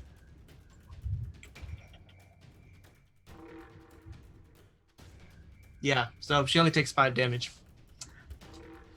5 damage is enough. As this thunderous wave strikes out across the boat, and as you see her reaching and running towards this chair built into the prow, towards the prow of the boat, and then this thunderous wave sweeps across the boat, and she crumples down, and she slumps down, gasping, and she's dead. They're both dead, and. Oh, With that- thank the All-Mother, the Wild They are King, the both- Stormbringer, and Lady Luck. With that, they are both dead. And you are out of initiative. oh, good. And you're standing on the shore of the docks at Trellbro. I fall to my knees, You have a and boat. I am whispering my thanks to all the gods that helped. That's my ship. I'm keeping that blasted thing. Screw the Earl. I'm keeping it. Because she's gonna stagger towards the ship. You're crawling up the docks towards this She's like, beautiful silvery wood ship that I've docked there. It's mine. It's mine. Blood splattering onto the deck. Torvald's gonna walk over to Ira and say, "Are you doing all right, Ira?" Yes. Thankfully, Lady Luck on my side as always, so I'm standing, and it seems like so is everyone else. Which is plenty enough for me. All right, let's go talk to this one over here. Yes, of course. Please don't kill me. I swear, I didn't have a choice. I didn't We have a know choice. you didn't have a choice. We understand. We're not gonna hurt you. Oh, thank the gods. Thank the gods. Torvald's gonna kind of hold his hand out to her to kind of help her off the deck of the ship. She's like clambers down towards him. Runa. Torvald, it's nice to meet you, Luna. Runa. Runa. It's fine. I suppose I should be used to being called frail human for the last few months, so this is an improvement. For the last few months. Yes. Where are you from, Runa? Up in the Fitdrag, in the mountains. We had a farm up there. Not much of a place. And then when we didn't have any crops, we went north to join the black ships, and then she looks over down at the bodies of the two inhuman creatures and goes, and then 2 months ago they came. They said that we worked for them now. Everyone who was on the black ships, and all those of us left at home. And thank you. I thought I'd never get away. You should hear them speaking your minds, whispering words. They're horrible, horrible, evil, evil things. But I thank the gods I'm safe now. Do you not have anyone back home left? At the black in the north, in the ice? Aye. I had kin up there. I don't know. I have kin up there in the north, in the ice. But I don't know how many. I don't know how many are still alive.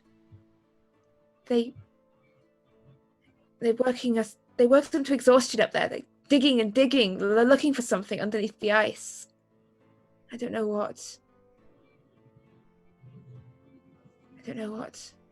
Sounds like it lines up with what Adair was telling us about.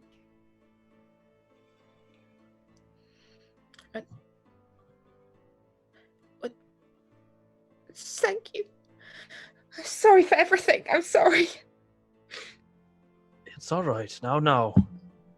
We understand what it's like to be attacked. Is it okay if I touch you? Yes. I'm gonna go ahead and give her a hug. Yeah. Just close, like.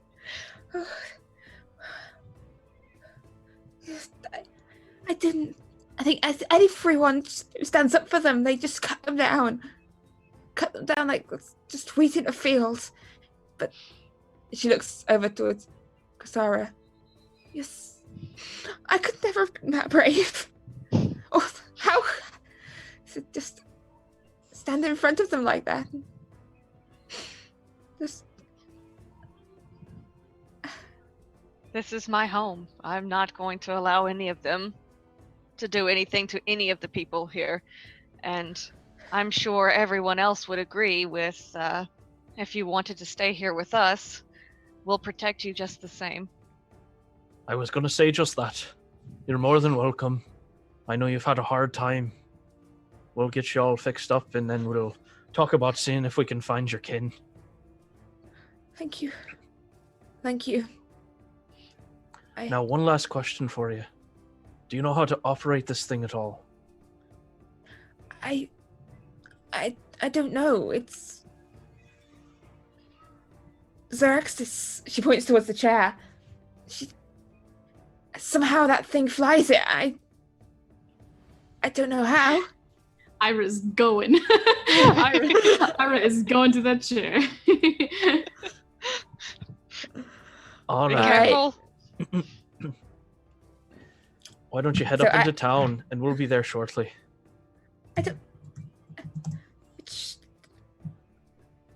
Can I stay here with you? Sure you can. Whatever makes you feel more comfortable. I worry that, look, the people of this place, they might have reason to dislike one of my people. All right, stay with us.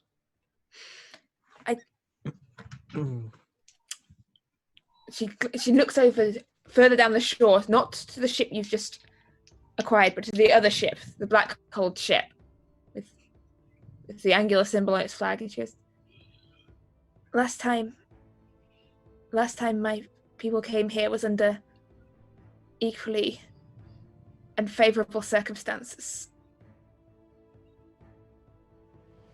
You're with them.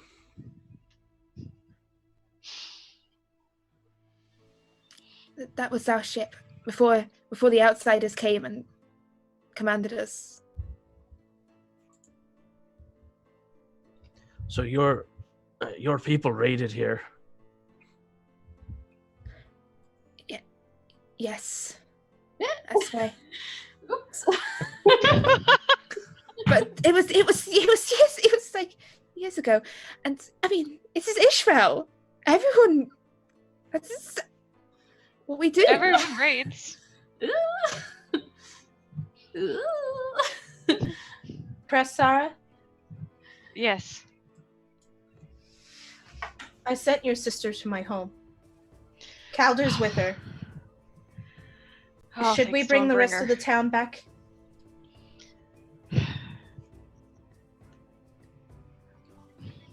Well, for the time being, we should be safe. Well, since we've destroyed these two. Unless, Runa, are there more coming? There's more of them. I think there's more of them up on the ice. But these were the two sent to answer the beacon. Maybe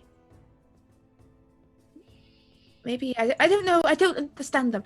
They came and they took everything, every choice we had, and they're not human. They're not even elf or dwarf or anything I've ever seen in Isfjell before. You should see their ships. They came just out of the sky, bigger than this one, vast ships and worse. When she says the word sky, I look up to the sky, and is the storm still coming? There's still thunderclouds in the air over the mountains. The sky dark, and Runa lowers her voice and says, "They have worse. They have dragons." Emalia does not return to this city. She'll be safe at our home. She will stay there.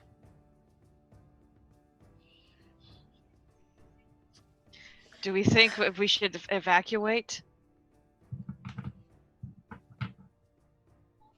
Where do we send them?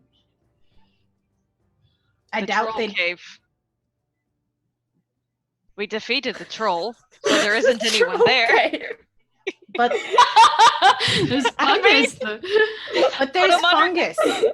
There's fungus. You burned it. Not all of it. Some of it got into the cracks and escaped. As you're arguing, you notice that Torvald has gotten really quiet, and he kind of looks down, and you can just see anger building in his face. Ira is also definitely sitting on that chair, by the way. We're getting Whatever that's back relevant. don't worry, I've not forgotten Ira and the chair. I'm coming back to that in a moment. I certainly hope you would not. Torvald? Are you alright, my friend? I'm trying real hard to not kill her right now. At the present moment, we have a common enemy. She's the only one we know who can give us any other information about these people. While I don't agree with what she's done, it is our way to raid. We've done it to other people, and I'm sure there are other villages and other people that would feel the same towards us. Mm-hmm. Yes, but they did what they did to Gorm. They took my father. It wasn't just like any other raid.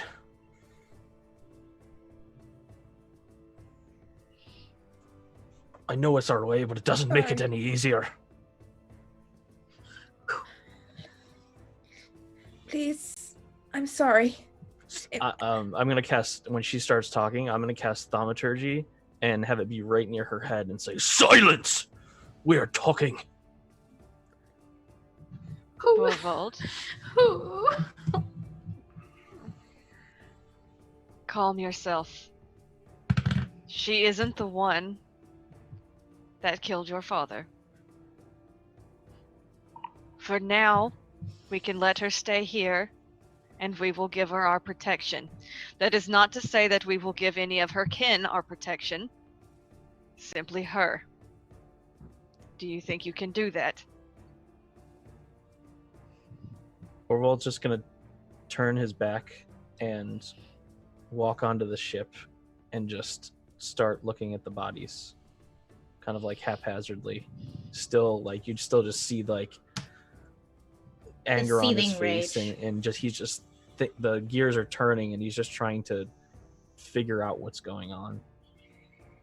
Runa, I'm afraid that's the best you're going to get from him. You have to understand it is difficult to lose one's family.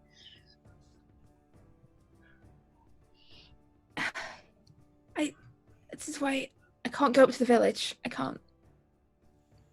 Not on my own. I don't think anyone will recognize you. As long as you don't say where you're from. I think it should be all right for now. If anyone asks, you've come from the south. Yes, from... Where should I say I'm from? In the south?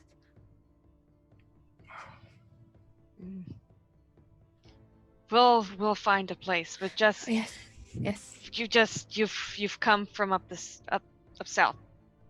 No one will question you at the moment. We've had a lot going on. Yes. Well, speaking of a lot going on. Yes! Let me at him! Ira, you reach this silvery wooden chair seated near the prow of this boat. This ornate arms spreading out from it. You sit down on the chair. I need you to make me a wisdom saving throw, please. Ira. Oh, I don't like that. I don't know what I expected. That's going to be a 13. What team? 13. Okay, so Ira, Mhm. the world around you goes black. Oh, good. And in this void of nothingness, feel strange around you. It's almost like your feet are standing in cold water. And the wind is rustling your hair, but you don't have hair. It's not hair. The wind is rustling the wind rustles your sails. And the water is cold, and you feel your senses stretch out, not through your body, but throughout the shape of this boat. You can feel the timbers beneath you. You can feel them when they join together, and you can feel the slight leaks of the water. And it's sent to this boat around you. And you can feel it waiting. Oh. Someone to seize control. Oh. I'm going to try to move slightly. Okay. So get the sense it's going to take you some time to work through this. Like, Yes. you can feel a bit around you, but like you try and concentrate and move, and like you don't have any muscles, you don't have any bones, you don't have anything you would use to move. Yeah. There's nothing there, but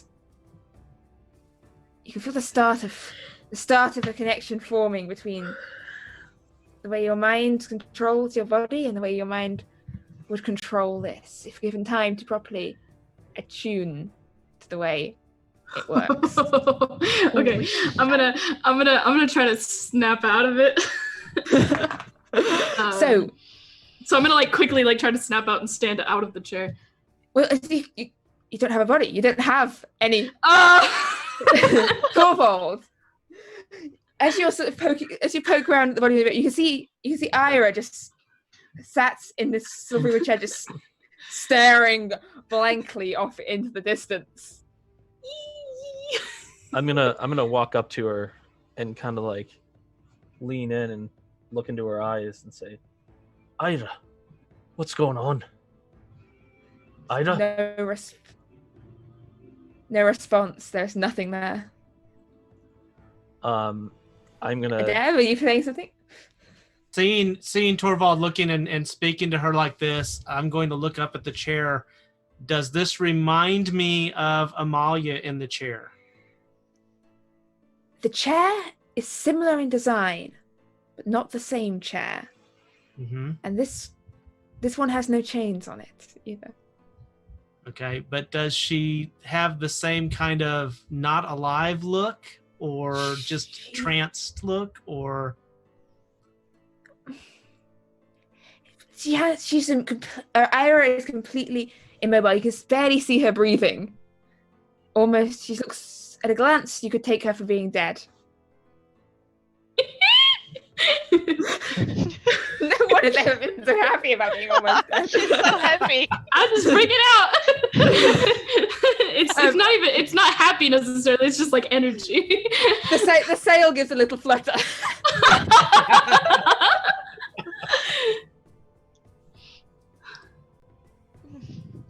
Sorry, Torvald, go ahead. That's all right. I'm going to put my hands on her shoulder and say, Ira! Ira! And if she doesn't respond to that, I'm going to cast Thaumaturgy and increase the volume of my voice. And All right. keep. Ira, make me another wisdom saving throw, please. Cool. That's a 11. The timbers beneath you fitting nicely. The wind rustling through the sails. You could feel the call of the sky around you. Mm-hmm. I'm going to now. Oh, go ahead. That was the end of it. The call of the sky around you to fly. What was that?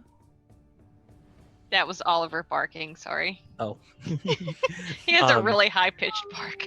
I'm gonna take my hands and put them on both sides of her face and say, Ira, come back to me, Ira. Oh.